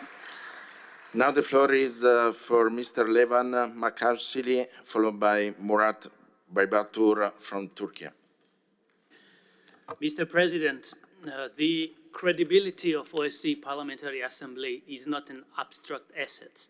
It is the very foundation of our relevance. When we allow Georgia-related issues to be formed through the short-term political headlines rather than verified facts, we do more than distort reality. We erode the institution we serve. OSCE ODIHR did not conclude the elections were rigged, yet this assembly is about to falsify ODIHR report. Moscow Mechanism report did not conclude anything other than pointing to allegations, yet this assembly is about to claim them as proven facts. Proper accountability has been established both for violent protesters and riot policemen in Georgia. Yet this assembly is about to claim that it was peaceful demonstrators who burned parliament, attacked presidential palace, and injured hundreds of policemen. Such excessive politicization turns the OSCE bodies and instruments from a platform for security and cooperation into a stage for selective outrage and political revenge. Double standards do not strengthen OSCE-PA. They hollow it out. When resolutions on Georgia become vehicles of unverified claims or one-sided interpretations, we forfeit the trust of those who look to the OSCE as an impartial actor and honest broker. Countries begin to see our assembly not as a guardian of shared principles, but as an amplifier of select political agendas. The result is the reduced participation, diminished compliance, and step-by-step marginalization. We weaken the legitimacy of the organization we claim to defend, unfortunately. Dear colleagues, facts, facts, and only facts must remain our compass if we want OSCPA to preserve its credibility. Thank you. Thank you very much. Next speaker is Murat Bebato from Turkey, followed by Ms. Lynn Ruan from Ireland. Sayın Başkan, değerli meslektaşlarım, uluslararası hukuk ve ortak ilkelerimizin ancak herkese eşit, tutarlı ve tarafsız biçimde uygulandığında anlam taşır. Bu ilkeler bazı krizlerde güçlü biçimde savunulup bazı krizlerde sessizliğe terk edildiğinde yalnızca adalet duygusu değil, uluslararası düzene duyulan güven de zedelenir. Bugün Filistin'de yaşananları uluslararası hukukun seçici uygulamasının ne kadar ağır sonuçlar doğurduğunu açıkça göstermektedir. Sivillere yönelik saldırılar, kitlesel yerinden etmeler, insani yardıma erişimin engellenmesi ve sivil nüfusun toplu biçimde cezalandırılması hiçbir şekilde kabul edilemez. Ateşkes anlaşması sonrası Gazze'deki insani koşullar hala vahimdir.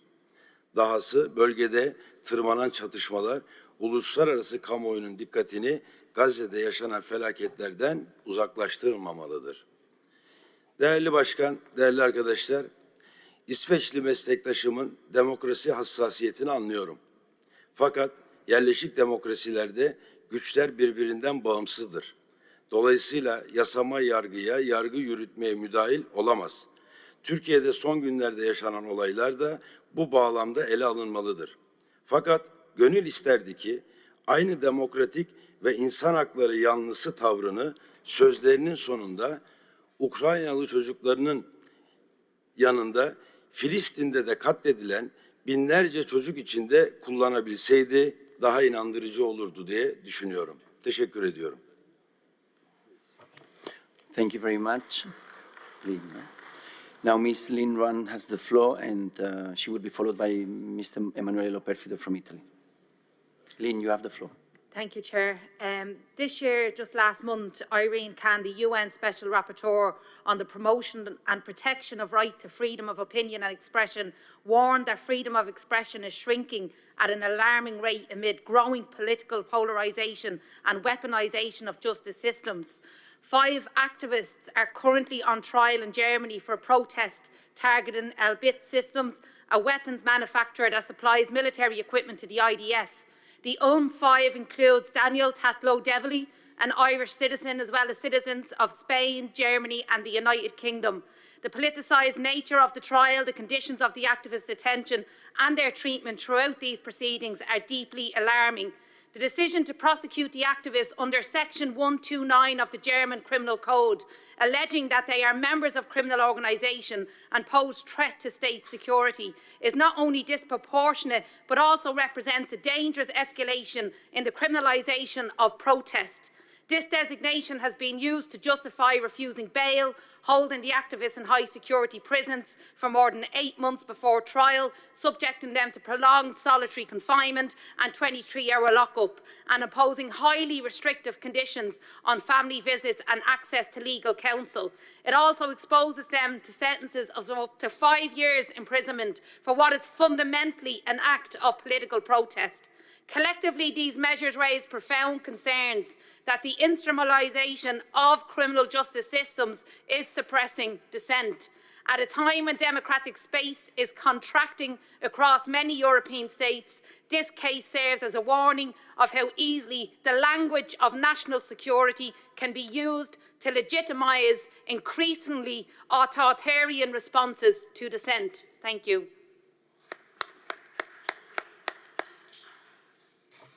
Thank you very much, Yelin. Now, Mr. Emanuele Loperfido has the floor, and he will be followed by Mr. Tural Ganjalayev from Azerbaijan. Emanuele.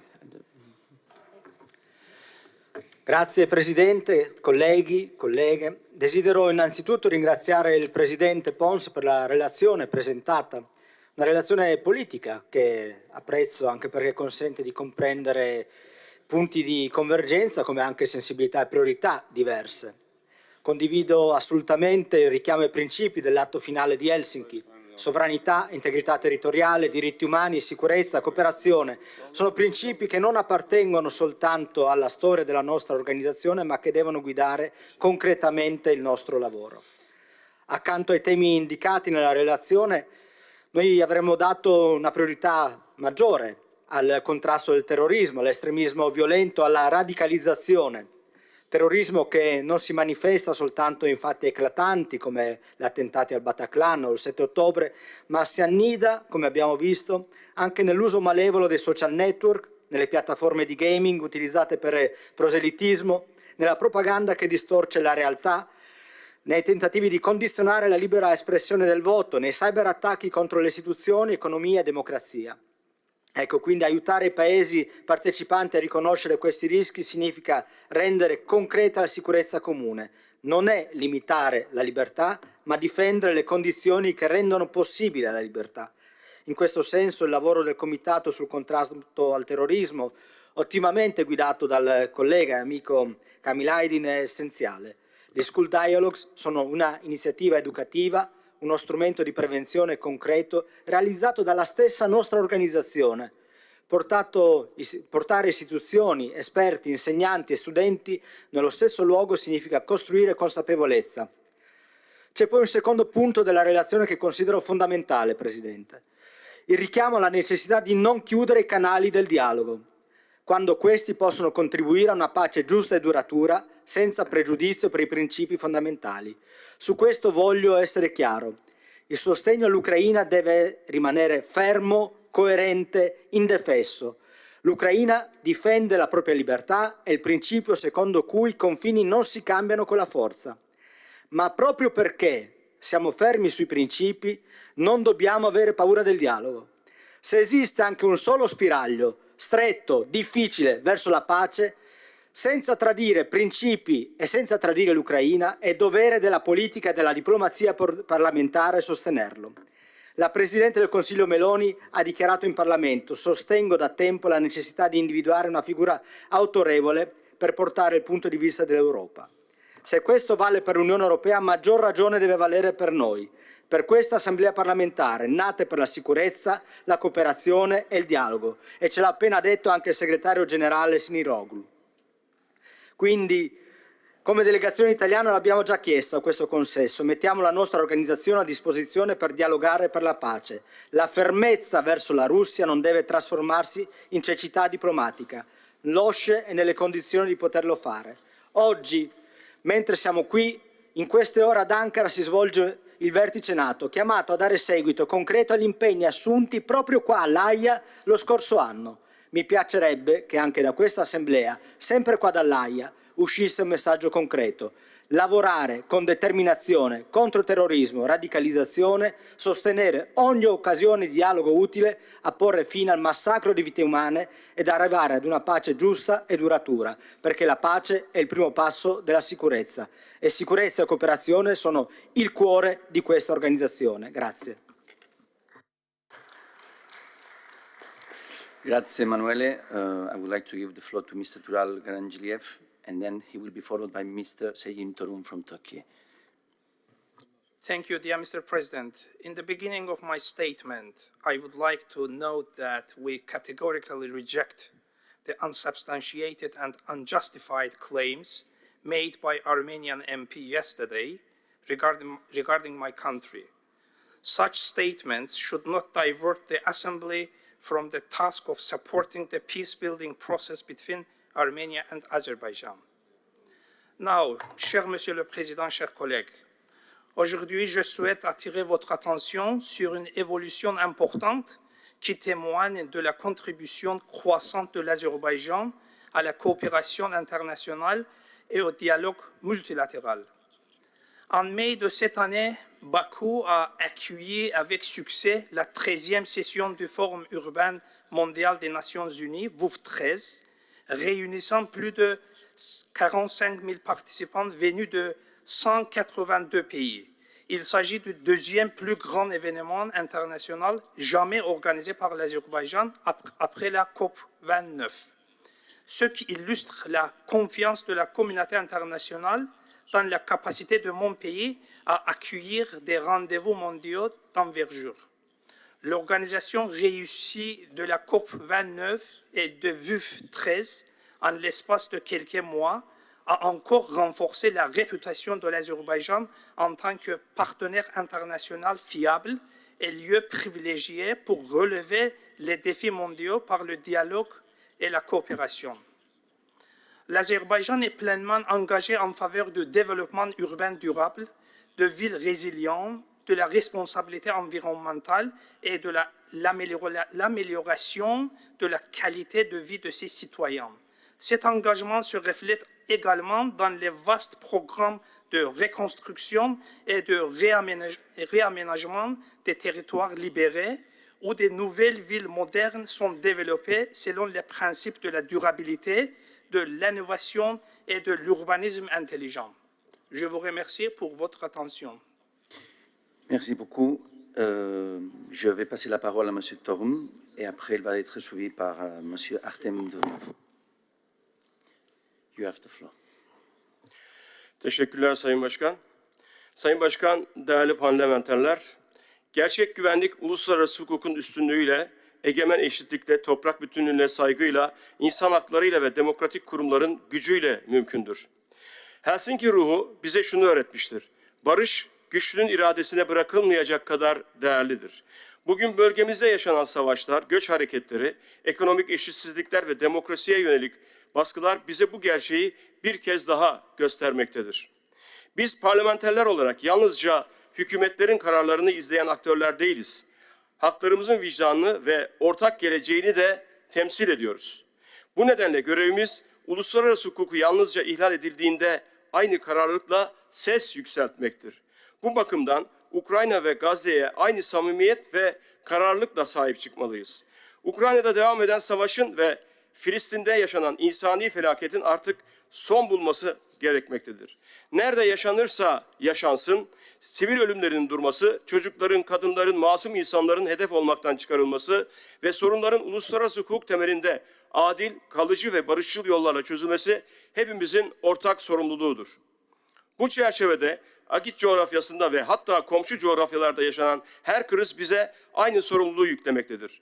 Sınır ihlallerine, sivilleri hedef alan saldırılara, zorla yerinden edinmelere, seçim güvenliğini zedeleyen müdahalelere ve demokratik kurumları zayıflatan uygulamalara karşı ilkeli bir duruş sergilemek gereklidir. Çünkü hangi ülkede yaşanırsa yaşansın, hukukun gerilemesi sadece o ülkenin meselesi değildir. Bütün bölgemizin güvenliğini, istikrarını ve ortak geleceğini ilgilendirir. Bugün ihtiyacımız olan şey daha fazla kutuplaşma değil, daha güçlü diyalogtur. Daha fazla silahlanma değil, daha fazla hukuk, daha fazla denetim ve daha fazla karşılıklı güvendir. Unutmayalım, güvenlik ancak ortak ilkeler üzerinde yükselirse kalıcı olur. Barışı koruyacak olan da uluslararası hukuka bağlılık, demokrasiye sadakat ve insan onurunu merkeze alan ortak iradedir. Teşekkür ederim. Thank you, Mr. Torum. Now I would like to give the floor to Mr. Artem Duvnov, and I would like to announce you that we only have 3 more speakers.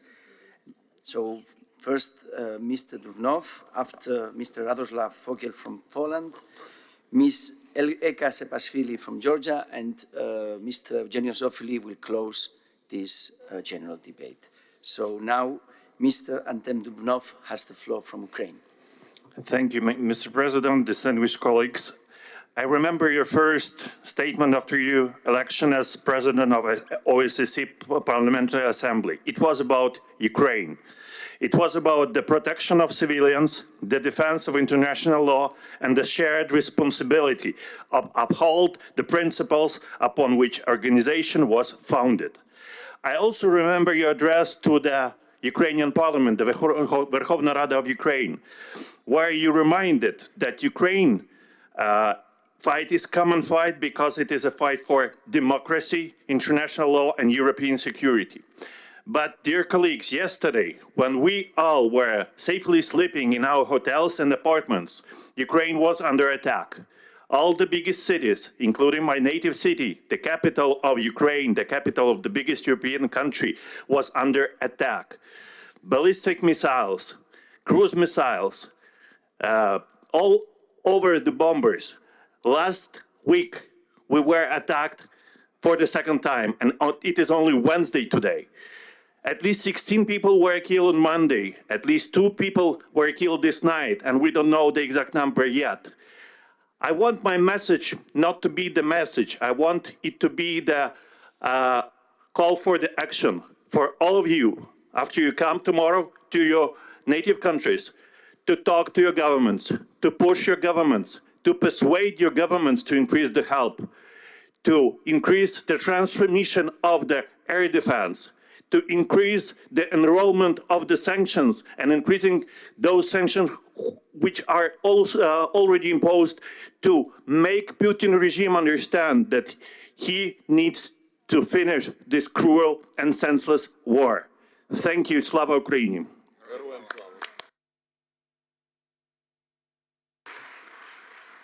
Thank you very much for your words, Mr. Duvnov. Now I would like to give the floor to Mr. Fogel, and then he will be followed by Ms. Eka Sepashvili from Georgia. Mr. Fogel, you have the floor. Thank you, Mr. Chair. Dear colleagues, the theme of this session, international law and shared principles, is very well chosen. It reflects exactly what is at stake today. International law is the foundation of our security, and that foundation has been badly damaged recently. It must be respected, and where it has been broken, it must be restored. For this reason, I repeat my call for the establishment of a special tribunal to judge war crimes committed by Russia against Ukraine. There can be no lasting security without accountability.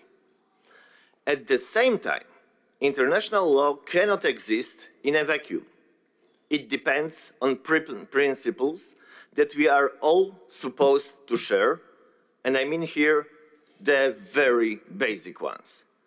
If we truly share these values, we cannot justify crimes. We cannot approve of genocide. We cannot condemn one criminal and call another a hero. This is a simple matter. No crime is better than another. All of them must be judged without exception. I will add, self-defense, protecting one's own family and one's own country, is never a crime. These are the foundations we should build on. If someone does not accept, if someone doesn't understand this, they should seriously think about their own position. Thank you very much. Thank you very much. And now I would like to give the floor to Eka Sepashvili from Georgia, and she will be followed by, and he will close Mr. Eugenio Zoffili. You have the floor. Thank you. Dear President and dear colleagues, let me pay your attention to the strange situation that develops around Georgia. Today, Parliamentary Assembly is adopting the declaration that contradicts OECD report on Georgia's parliamentary election in 2024, which was positive and clearly positive. I emphasize this aspect of this report. Furthermore, one of the paragraphs of the declaration relies on Moscow Mechanist report, which is pointing only to allegations. And in addition, author of the report confessed herself that she used unverified sources. Such politically motivated declaration serves the interest of Georgia's enemy and Russian Federation among them. This threats Georgia's sovereignty and territorial integrity and gives the fertile ground for misunderstanding the reality and creating false perception about Georgia. Today, when the global society faces huge consequences of armed conflicts and every national state have to deal with security problems, such kind of attitude and double standards just worsen the global stability and peace. Cooperation and security are under threat in that way. Therefore, we all should think more about the escalation, the threats, and take more attempts to protect security and stability by means of respecting international law, democratic standards and taking into proper consideration the facts precisely describing in the reality. Thank you. Thank you very much, Eka. And now I would like to give the floor to Eugenio Zovli to close the debate. Thank you. Thank you very much. Grazie. Grazie Presidente Pons, cari colleghi. Desidero esprimere a nome della delegazione italiana più sincero ringraziamento al Parlamento, alla delegazione dei Paesi Bassi, in particolare alla collega Farah Karimi per la straordinaria ospitalità e l'eccellente organizzazione di questa conferenza. E mi consenta, Presidente, abbraccio e aggiungo i ringraziamenti della nostra delegazione, lo faccio anche come vicepresidente a tutto lo staff del nostro segretariato. Anche in questa occasione siete stati straordinari. Viviamo un tempo, Presidente, segnato da conflitti, segnato da tensioni, profonde trasformazioni geopolitiche. In questo contesto la diplomazia parlamentare assume un ruolo sempre più rilevante. Essa affianca la diplomazia tradizionale, creando spazi di confronto tra rappresentanti eletti dai cittadini, capaci di mantenere aperti i canali di comunicazione anche quando il dialogo tra i governi attraversa momenti di difficoltà. La diplomazia parlamentare ci ricorda che il confronto non è mai un segno di debolezza. Ascoltare posizioni diverse non significa rinunciare ai propri valori, ma rafforzare la capacità di individuare soluzioni condivise. La pace non si costruisce in un solo momento, ma attraverso un impegno costante fatto di ascolto, rispetto e responsabilità. Per questo motivo una sede multilaterale come quella dell'Assemblea parlamentare dell'OSCE, oggi più preziosa che mai, rappresenta non soltanto un luogo di discussione, ma un autentico laboratorio di cooperazione nel quale il dialogo parlamentare contribuisce a prevenire incomprensione, ad avvicinare posizioni e a promuovere una cultura della sicurezza fondata sulla fiducia reciproca.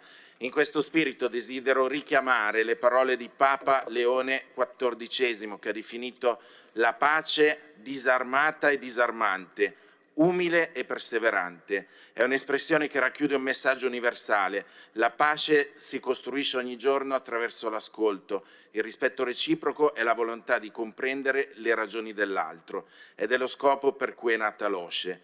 Non posso che condividere le parole di Papa Leone XIV, che a maggio scorso ha concesso un'udienza privata ai parlamentari dell'OSCE che hanno preso parte a Roma alla seconda conferenza interparlamentare sulla lotta alla criminalità organizzata e il contrasto alla droga, che ho avuto l'onore di promuovere. Eravamo in 200 dal Santo Padre, da 42 paesi diversi. E grazie colleghi per essere venuti a Roma.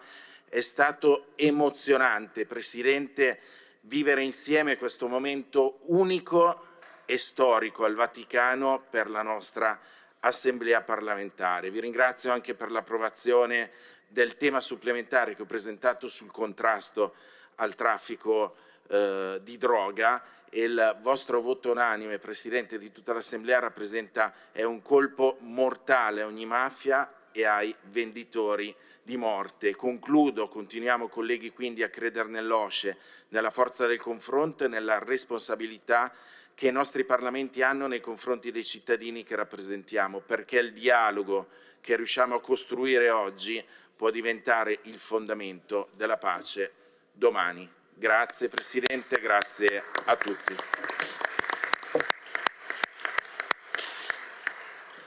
Grazie mille, Eugenio. Thank you very much, Eugenio, and thank you for organizing this conference. And of course, thank you for this private audience. We were more than 100 parliamentarians, and it really was a unique moment. And I would like also to thank your delegation, your team, because we were capable to hand over a very beautiful declaration, a very beautiful Helsinki final act. So the Pope has also this historic document. And let me thank you all the speakers, all the speeches, and quoting the Holy Father, it's fantastic to have a debate in which we try to disarm the language. And because I know that the Georgian delegation want to raise a point of order, before the adoption of the Hague Declaration. I think that dialogue is the best option for resolving conflicts. So I give you the floor, dear Nicholas. Thank you very much. I have a point of order on voting procedures, and I would like to make a following statement on behalf of the Georgian delegation. Due to the fact that the parts of the amended version of the declaration deliberately distorts political reality in Georgia, gravely misrepresents and falsifies facts, completely disregards violent attacks on state institutions, and arbitrarily interprets election observation and Moscow mechanism reports, thus threatening Georgia's national interests, our delegation, as a sign of protest, will not participate in the voting process. It is doubly unfortunate that we are forced to take such a decision in The Hague, the capital of international law. I would like to ask the Secretariat to duly reflect our position in the minutes of Assembly procedures, and I would like also to use the opportunity and thank Dutch Parliament for great hospitality and great organization of the event. Thank you very much. Thank you very much, Nicholas. As you may know, leaving the seats empty, even in your country, was not a good decision, so you do exactly the same here. So I think leaving seats empty in Parliament is always the worst option, because democracy is, above all, being all together, trying to resolve conflict. So thank you very much. And now I would like to consider the draft Hague Declaration, which consists of the final resolutions from each of the 3 general committees, together with the 14 supplementary items referred to the general committees and the plenary. All the documents were considered by the drafting committee, which met yesterday, chaired by Baroness Rosie Winterton. There are some minor editorial and drafting changes in the text before you, but there are no changes of substance. Under Rule 39.2, no further amendments can be proposed at this stage. No oral amendments can be considered when voting on the adoption of the final declaration. First, we will vote on the preamble and the resolutions passed by each of the 3 general committees. We will then take the supplementary items that were sent to the committees. If there is an objection to a paragraph, only the following may speak. 1 speaker against the paragraph, 1 speaker in favor, the rapporteur in chair. So we will now take the preamble and paragraphs 1 to 58 of the draft declaration. Does anyone want a separate vote on any of these paragraphs?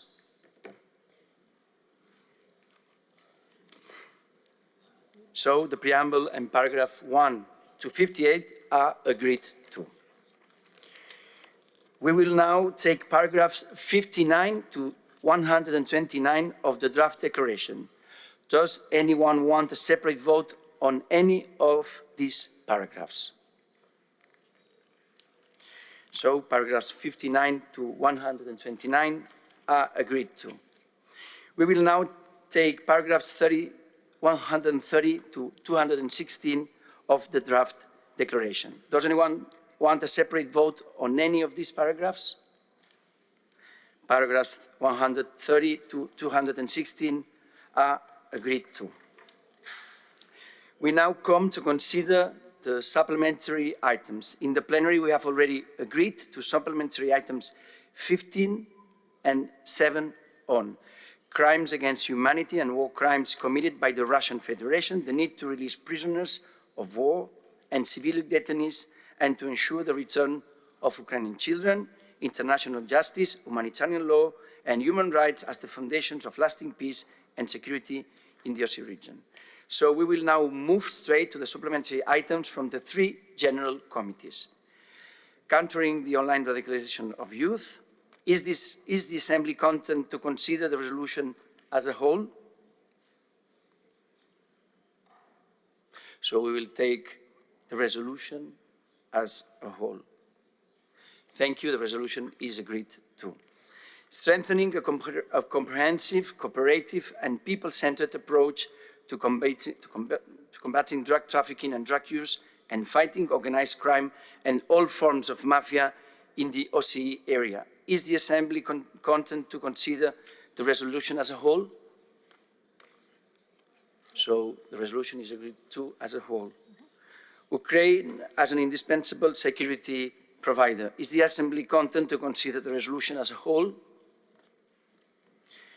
Thank you. The resolution is agreed to. Keeping youth at the center, strengthening democracy, security, and human capital in the OSCE region amid demographic change.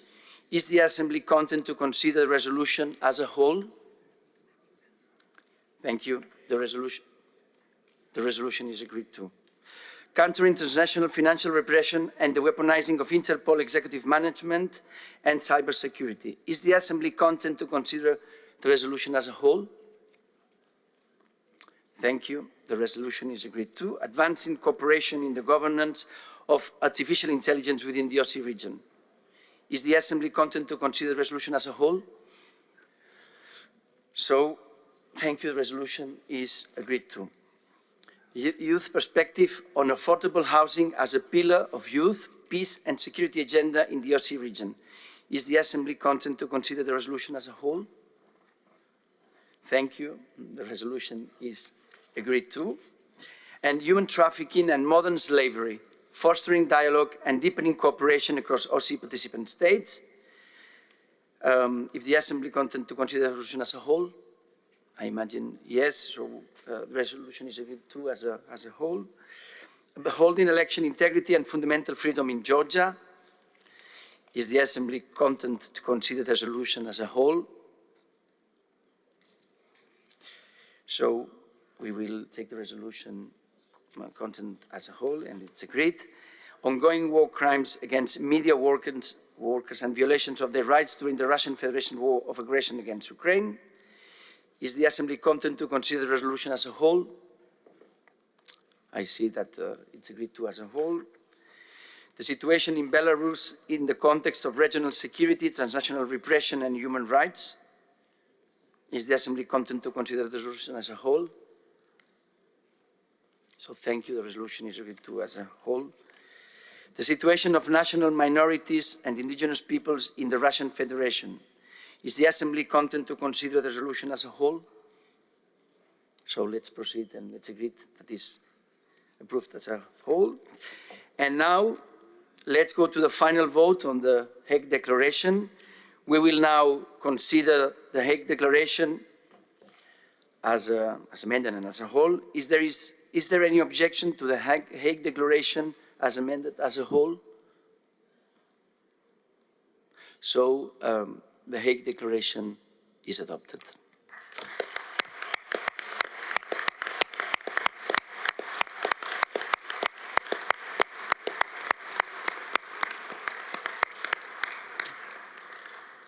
So I just would like to say that someone during the speeches talked about the historical Helsinki Act, and another person said that there was the spirit of the Hague. And I think, Farah, you were capable to create the spirit of the Hague. And before we go to the last point, one of the last points, the report of the Secretary General, now that we have ended with all the procedures, I would like to say thank you to Kate, who is going to be her last meeting as a procedural advisor. So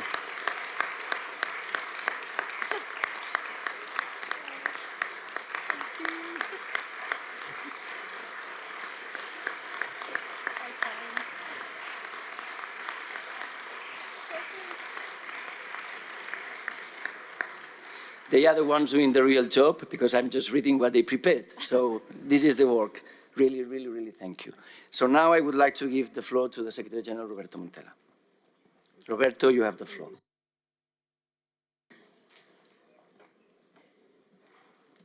Thank you, Mr. President. Wow, what a session. 5 very intense days, 5 very beautiful days. I cannot but begin by thanking you, Farah, and the entire team for this great work. I know many have thanked you, but I think from my part, I have to say that because I know how much my team has put into this. I know how much work there's been behind this project. I know how challenging it was at the beginning. So thank you very much. You've delivered on all fronts. Thank you very much also for the social moments. My voice is a consequence of those social moments. You had wisely thought that maybe at some point it has to stop, but we are also not always so responsible. So thank you very much. No, beautiful, beautiful organization. I'd like to thank all of you, all the members who have participated. for your commitment to the OSCE Parliamentary Assembly, for the time you dedicate to the Parliamentary Assembly work. I know you're all very busy members of Parliament in your own national parliaments, but the time you dedicated to this Assembly is a testimony of your interest in geopolitical issues and your commitment to OSCE values. And as the President said, the spirit of Helsinki is also today the spirit of the Hague. So thank you very much. The Assembly has spoken. We have the Hague Declaration. It contains the directions, the political vision of all the members of the Assembly, the representatives of 1,300,000,000 citizens in this region that goes from Vancouver to Vladivostok. So we will make sure that your wishes, your will, your political indications is transmitted also to your foreign ministers, who will meet in Lugano in December for the Ministerial Council. So the positions of the representatives of the public opinions of the OSCE region will be transmitted to the ministers very soon. Thank you, President Pons. Thank you very much, dear Pere, for your leadership. Since you took over the presidency in Porto to the Hague, this Assembly has gone through a year, a very successful year, I must say. A very successful year politically, a very successful year financially, a very successful year administratively. You have put Ukraine at the center of our attention. You have received, on behalf of the entire Assembly, also a recognition from President Zelensky of the work that we've done on Ukraine. I think we are very proud of the positions, the political positions of this Assembly, our unwavering support to Ukraine. Ever since 2014, it's not something that only happened after 2022, but our message is clear. Our message has no doubt given always support to the Ukraine. All the actions that we have taken on this dossier have been collegial actions taken in consultation with the Ukrainian delegation and the entire leadership. And for this, I thank you, President Pons, for your leadership, for your responsible leadership on this. You've been very active also on different fronts, in the Caucasus, in Central Asia, in Southeast Europe. We don't need to go into the details of all these visits that you've conducted, but the message is clear. Engage in all the areas where the OSCE is present with field operations, engage in all the areas where we can make a difference, engage in all the areas where the leadership of parliamentarians and those you have appointed as special representative of these regions can produce and give some contributions to solutions of challenges we have. We've been very present also on thematic issues, migration. We've heard the report. On fighting terrorism, on the PSTU. I think our Assembly really has given itself tools to deal with all these challenges in a plural way, in a very targeted way. And I think this is, of course, a number of activities which has increased throughout the year. This is, Mr. President, the record here in terms of activities, the highest number of activities that we've ever delivered, the highest number of members of parliament who have participated in all the sort of activities, statutory meetings, election observation missions, different conferences, work of the special representatives of the ad hoc committee. Never ever we've had this level of activities like this year. Mr. President, you've been very focused also on gender policies. You have delivered on that also in your appointments. And the plurality. You've made sure that countries who have never had elected leaders or appointed leaders now are also engaged in some of our activities, and for this I thank you. I'd like to work very closely with the new bureau, which is going to be elected today. Soon we will hear the announcement of the 4 additional vice presidents, which will conclude our bureau. So we will work very closely with the bureau that will be starting its activities from this morning. I thank also the Standing Committee for passing the budget for next year. It's a budget which, of course, has a 4.5 increase, but as we know, there is a clear indication that 6% of this budget will not be financed by one participating state, namely the Russian Federation. So it will, of course, put us in challenging situations, but thanks to the work that Gustavo and Stephen and our treasurer have done on our finances, we will find ways to make ends meet and work with the budget that has been given to us. If we look at other parliamentary assemblies, the NATO Parliamentary Assembly has increased its budget by 10%, so maybe in the future we need to come up with solutions which are a little bit more ambitious. I've been tasked as Secretary General to come up with an action plan on how to overcome these challenges posed to us by the Russian Federation. My plan will be that we do not accept the blackmail that has been given to this assembly through the Russian Federation, and we try to become independent from this kind of financing of the 6% of the budget with our own resources. But I will come up with a plan that I will present in Andorra at the Standing Committee and later on in Vienna at the Standing Committee of the winter meeting. Few takeaways from this session. There's been a unanimous, strong appeal for the return, the liberation of the 3 OSCE detainees, Dima, Maxim, and Vadim. Of this, I'm very proud. We've used our voice in every possibility, in every moment to remind that. We've hosted the families of these detainees. As myself, I've been a field officer of the OSCE for many years in the Balkans, in Kosovo, and I have been in war situations like our colleagues who are detained. I personally feel very much their pain, and I appreciate that for them, the voice of the highest level of the organization have spoken, and I hope that the Russian Federation on this will deliver. Another takeaway from this session is that it is clear that we need to have a serious and constructive look at our rules of procedure. I think the Bureau that has just been elected will have to have, sometimes in September, October, a reflection on what is the assembly that we want, how we want this assembly to function. I think under the leadership of President Pons, who has already presented a compact reform for this assembly called governance of the assembly, with his governance proposal and other proposals that have been circulated in this assembly, I think the Bureau should sit together, have a serious reflection on the long-term perspective of the assembly, and then produce a concept that can be later on translated by the Rules Committee and elaborated in concrete rule changes to make our assembly more efficient and more effective. Although, my opinion, this assembly is super efficient, super effective, and very much delivering on all the promises that we've made. I would like to also recognize the work of Gustavo Pallares, Deputy Secretary General. Gustavo has carried out all these sessions. Basically, Gustavo and I conduct the Secretary General. I don't know if there's anyone from San Marino, yes.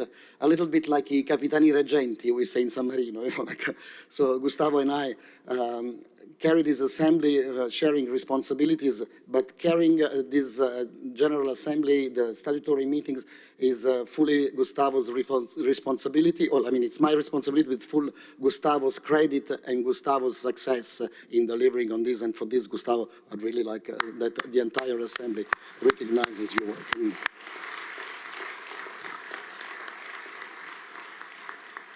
And through Gustavo, of course, the entire staff of the International Secretariat, many of you have praised their work. We have 25 members in the Secretariat. They conduct 71 functions. So each of them has 2 or 3 jobs. Normally in the OSCE governmental side, you have 1 officer for 1 job. Here we have 25 officers for 71 functions. And I think this is also a good sign of efficiency in the Secretariat. With this, I have 2 moments before I take questions later on, if there are any, to announce 2 things.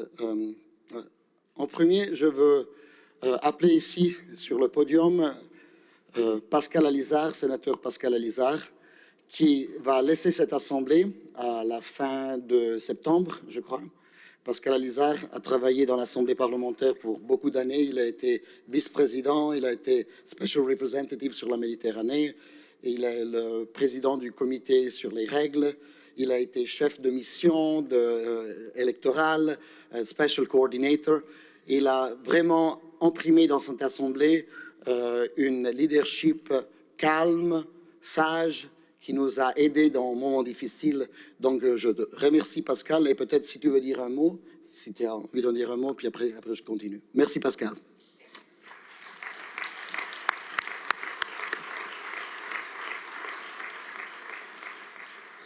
Bien, Roberto, te remercier tout d'abord, non seulement pour cette initiative à l'instant, mais pour te remercier aussi, et au travers toi, l'ensemble de ton équipe, pour 12 années que j'aurais passées à l'Assemblée parlementaire avec des missions toujours passionnantes, intéressantes, et puis surtout une excellente collaboration avec toi, avec ton équipe.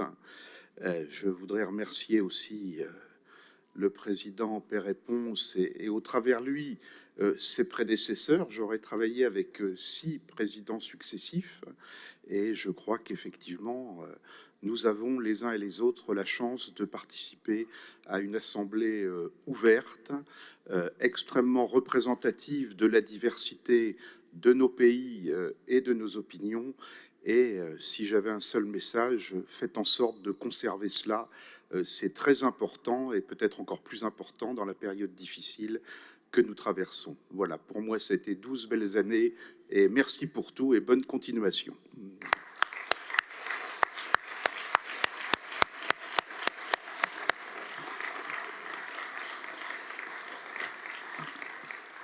Merci bien, cher Pascal.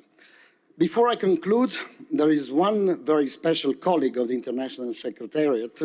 Farah has taken away a little bit the suspense, but I will have to do this anyway, that I would like to acknowledge as she prepares to begin a new chapter after 20 years of extraordinary service to our Assembly. You all know Odile. Odile, please come to the podium, wherever you are.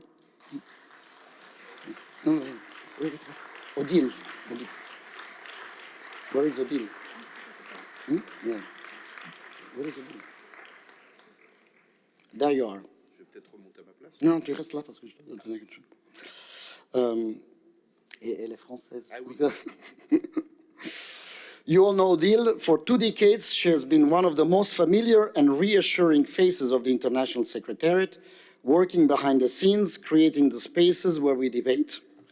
Since its first annual session in Brussels in 2006, when Italy won the World Cup, Odile has organized, many things change. Odile has organized every annual session, every autumn meeting, and every winter meeting, taking us from Ulaanbaatar to Vancouver, from Marrakesh to Astana. Behind every successful meeting has been her calm, professionalism, dedication, and remarkable ability to solve problems before most of us even knew they existed. Odile, as you leave the International Secretariat, we want you to know how deeply grateful we are. You have been the heart of our conferences. Many call you the Queen of Conferences. On behalf of all of us, thank you very much for the extraordinary service, your friendship, and everything you've done for the OSCE Parliamentary Assembly. We wish you every happiness in the beginning of your next chapter, and we will always be part of the OSCE Parliamentary Assembly. Odile, thank you very much. We have a little present for you.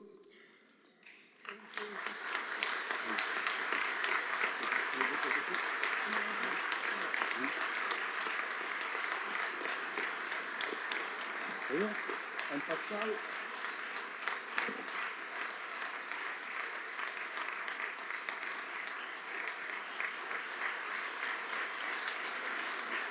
Odile. You want to take a quick photo? You want to say one word? I can say a word, yes.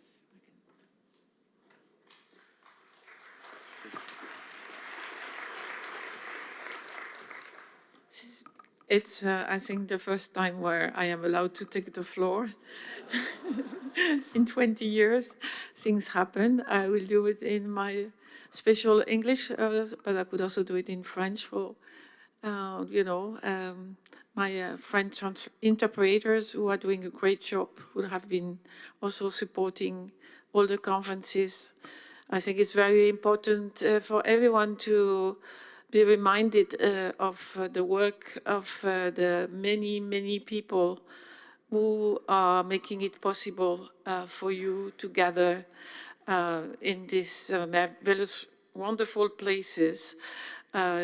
Each project has been a challenge and an achievement. It has been the opportunity to know fantastic people, to work with extraordinary people, to discover their work culture, to make friends. And I really hope that this friendship will stay even after I'm gone. I intend to visit all the 57 countries, one after the other. Hopefully, some will be accessible again before I'm too old to travel. Thank you very much for your friendship. I have been very touched by, your words of kindness and recognition. And please remember to thank your staff, your supporting staff in your parliaments, in the assembly, everywhere, because they are here to make your work feasible.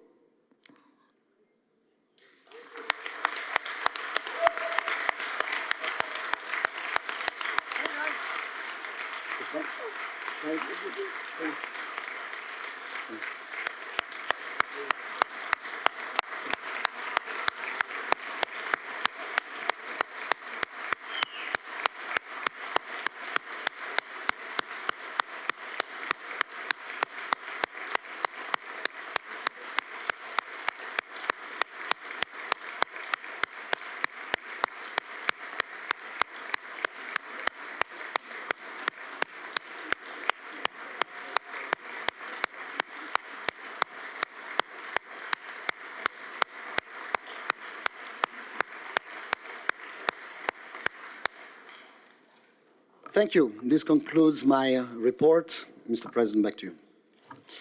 Thank you, dear Secretary General. Thank you, Adil, for all these years, for your kindness, and for all your work. I have a request from the Irish delegation to take the floor. Thank you. Secretary General, you mentioned in your comments around the rules and procedures, and I suppose after the standing committee on Friday, I'm looking maybe for a bit more commitment and clarification, if possible. The suppression of discussion and dialogue on my supplementary item on international law and Palestine has left me leaving this year's Assembly feeling less confidence, less transparency, less hope that this is a place for dialogue across all political lines and that international law applies to everyone. I obviously met the requirement and the threshold of 20 signatures from participating states. And what I'm looking for is a commitment from the OSCE PA Secretary General in plans to review the rules and procedures that allowed this to occur and to consider convening a dedicated discussion on the OSCE's role in upholding and facilitating dialogue on international law for the world over, and not just those who we decide are worthy of discussion and protection under international law. Thank you. Thank you very much, Lynn, for your request. Maybe, I don't know if there is anybody else who wants to take the floor. The Serbian delegation wants to take the floor. Then you can answer all together, one after another. Thank you very much, Mr. Pons. Thank you very much, Roberto. I would like to join Roberto in thanking all of the Secretariat for organizing this wonderful event in Hague. I would like to thank Ms. Kara Farimi, who is not here, in Kingdom of Netherlands, for organizing this. And I would like to keep the only spirit of competition with the OSCE is one-upmanship in who is going to organize it better. So it is with great pleasure to announce that Belgrade is taking up the challenge of The Hague to organize it once more and to try to organize it better. I would like to thank Mr. President for all of his work in the last years with all of the election observation missions. I know it hasn't been easy. It definitely mustn't have been easy for Secretariat, wonderful people from Secretariat, to organize all of the things needed for the dialogue within 57 countries to flow as smoothly as possible. That is, after all, what is the mission of the OSCE, to provide a place for dialogue between countries where anything can be solved. I thank you once again. Thank you very much, and I look forward to hosting you in Belgrade. Thank you very much. And thank you very much, and I would like to give the floor to the Secretary General. Thank you, Mr. President. Thank you for the two questions to from Ireland. Indeed, we need to have a serious discussions on the rules, and what I propose is that the leadership, the newly elected leadership of the Bureau, will have a brainstorming exercise on all the challenges we've also had here in this session this time, but also some of the loopholes we have in our rules. And based on a proposal that is already put forward by President Pons at the beginning of his presidency, has prepared a governance paper that he has elaborated through many months during last summer, but with the many discussions with many of you, so with the inputs of all the delegations, are already contained in this piece of proposal that comes from the President. So I would say, starting from the President's proposal and additional proposals that have been made recently, the Bureau should sit together, look at the things that they want to fix, the things that they want to see in a different way. And then once the concept is clear, then the Rules Committee can technically translate those political visions into concrete change of the rules. And what is important in order for the process to be successful, because any change of the rules requires then a decision of the Standing Committee by consensus. So we must make sure that the proposals made to change the rules are already in line with the wishes of all the delegations, because we might end up coming up with a long process of political elaboration, technical drafting, and then two delegations will say, well, this is not good for us, and then this will further create frustrations, because then it's very difficult to change things. So I think the reform of our constitution has to be a very political exercise in sense of where it needs to go, but it has to be collegial. It has to be with in mind how we make the organization more efficient, rather than how we target one aspect or how we deliver one precise results that we have in mind. Some rule change have been made sometimes with an emotional moment of how, like to deliver a political message to one person or another. So I think we have to depersonalize this exercise, have a strong political mandate of the Bureau to look into the overall reform of our rules, and then work with all delegations so that it's collegial and that it can be successfully then implemented in a standing committee. That's on the rules. For Serbia, Hvala puno. Thank you very much. You have also this time stood up and after 2011 decided to organize this event. This is the implementation of the decision that was made in the Standing Committee, where we heard from our colleagues that the previous proposal was not applicable this time in 2027. So you have stood up, you have nicely offered your candidature. The President of the Parliamentary Assembly has addressed already your speaker. So Belgrade 2027 is on, and Gustavo and his team will be soon in Belgrade to start working, because it's a very short time, but I'm sure we will make it work. Thank you very much.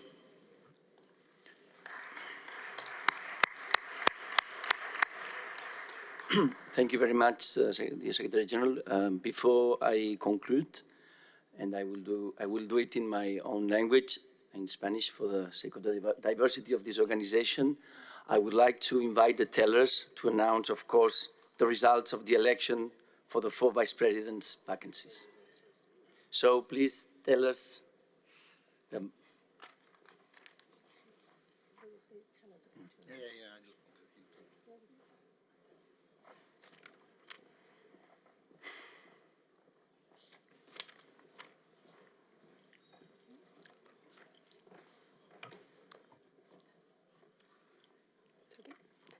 So, for the election for the vice president, number of ballots, 195. Cara pétition, 119, Port, 34, Zykova, 93, Slis, 53, Perlin, 86, Poturayev, 95, Whittingdale, 96. So the ones who are elected are Karapetetian, Zykova, Poturayev, and Whittingdale. Congratulations.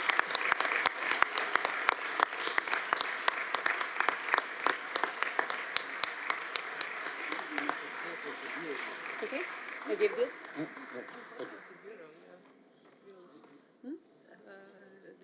They will join and we will have a photo of your bureau. Good. That was amazing. So I announce that after I close, please, the new bureau, the new elected and the old elected, please come, don't leave, don't rush. We will do a photo with the new bureau. Now let me close, please, this Hague session.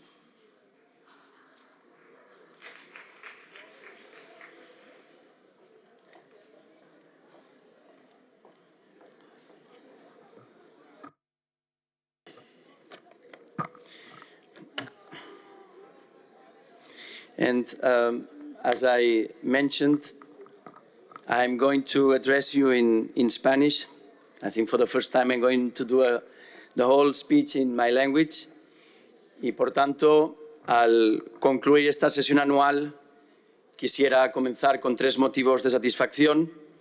En primer lugar, la extraordinaria participación que hemos registrado estos días, reflejo del compromiso de las delegaciones con el trabajo de esta Asamblea. En segundo lugar, la aprobación de un incremento del 4,5% de nuestro presupuesto, una decisión que refuerza nuestra capacidad para cumplir nuestro mandato. Y, por último, mi más sincero agradecimiento a nuestros anfitriones neerlandeses, al Parlamento de los Países Bajos, por supuesto al Senado, y un fuerte aplauso para el equipo organizador por su hospitalidad y su excelente trabajo.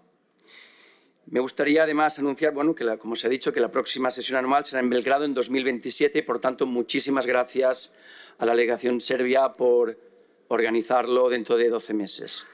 Pero no me quiero ir de esta sesión anual sin hacer una reflexión que merece acompañarlos más allá de esta sesión, que es la del valor del diálogo. Vetar, censurar o bloquear el debate es el peor de los caminos para las democracias.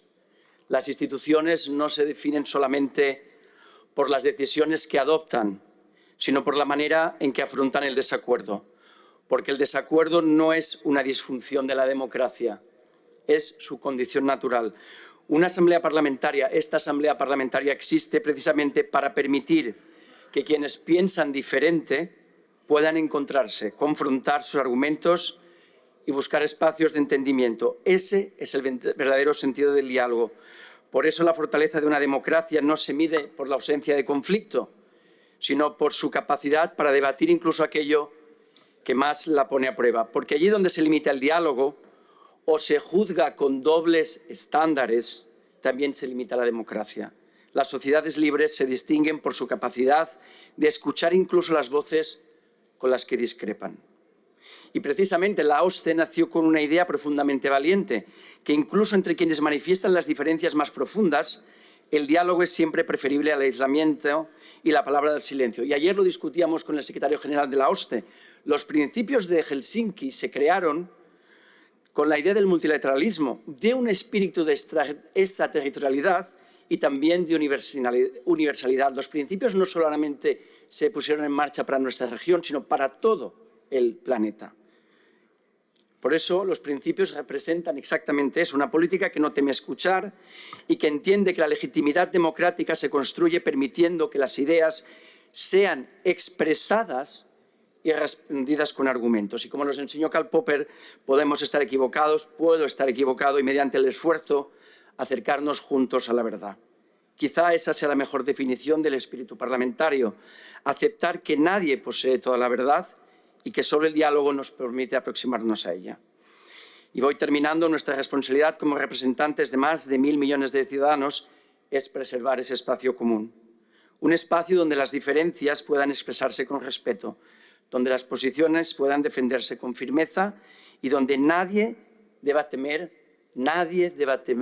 al intercambio de ideas. Dentro de unos meses nos volveremos a ver en Andorra. Hagámoslo con la misma convicción con la que hoy concluimos esta sesión, la de que el diálogo no es un signo de debilidad, sino la mayor fortaleza de las democracias. Muchísimas gracias y ahora pido al buró que por favor sube aquí, el nuevo buró.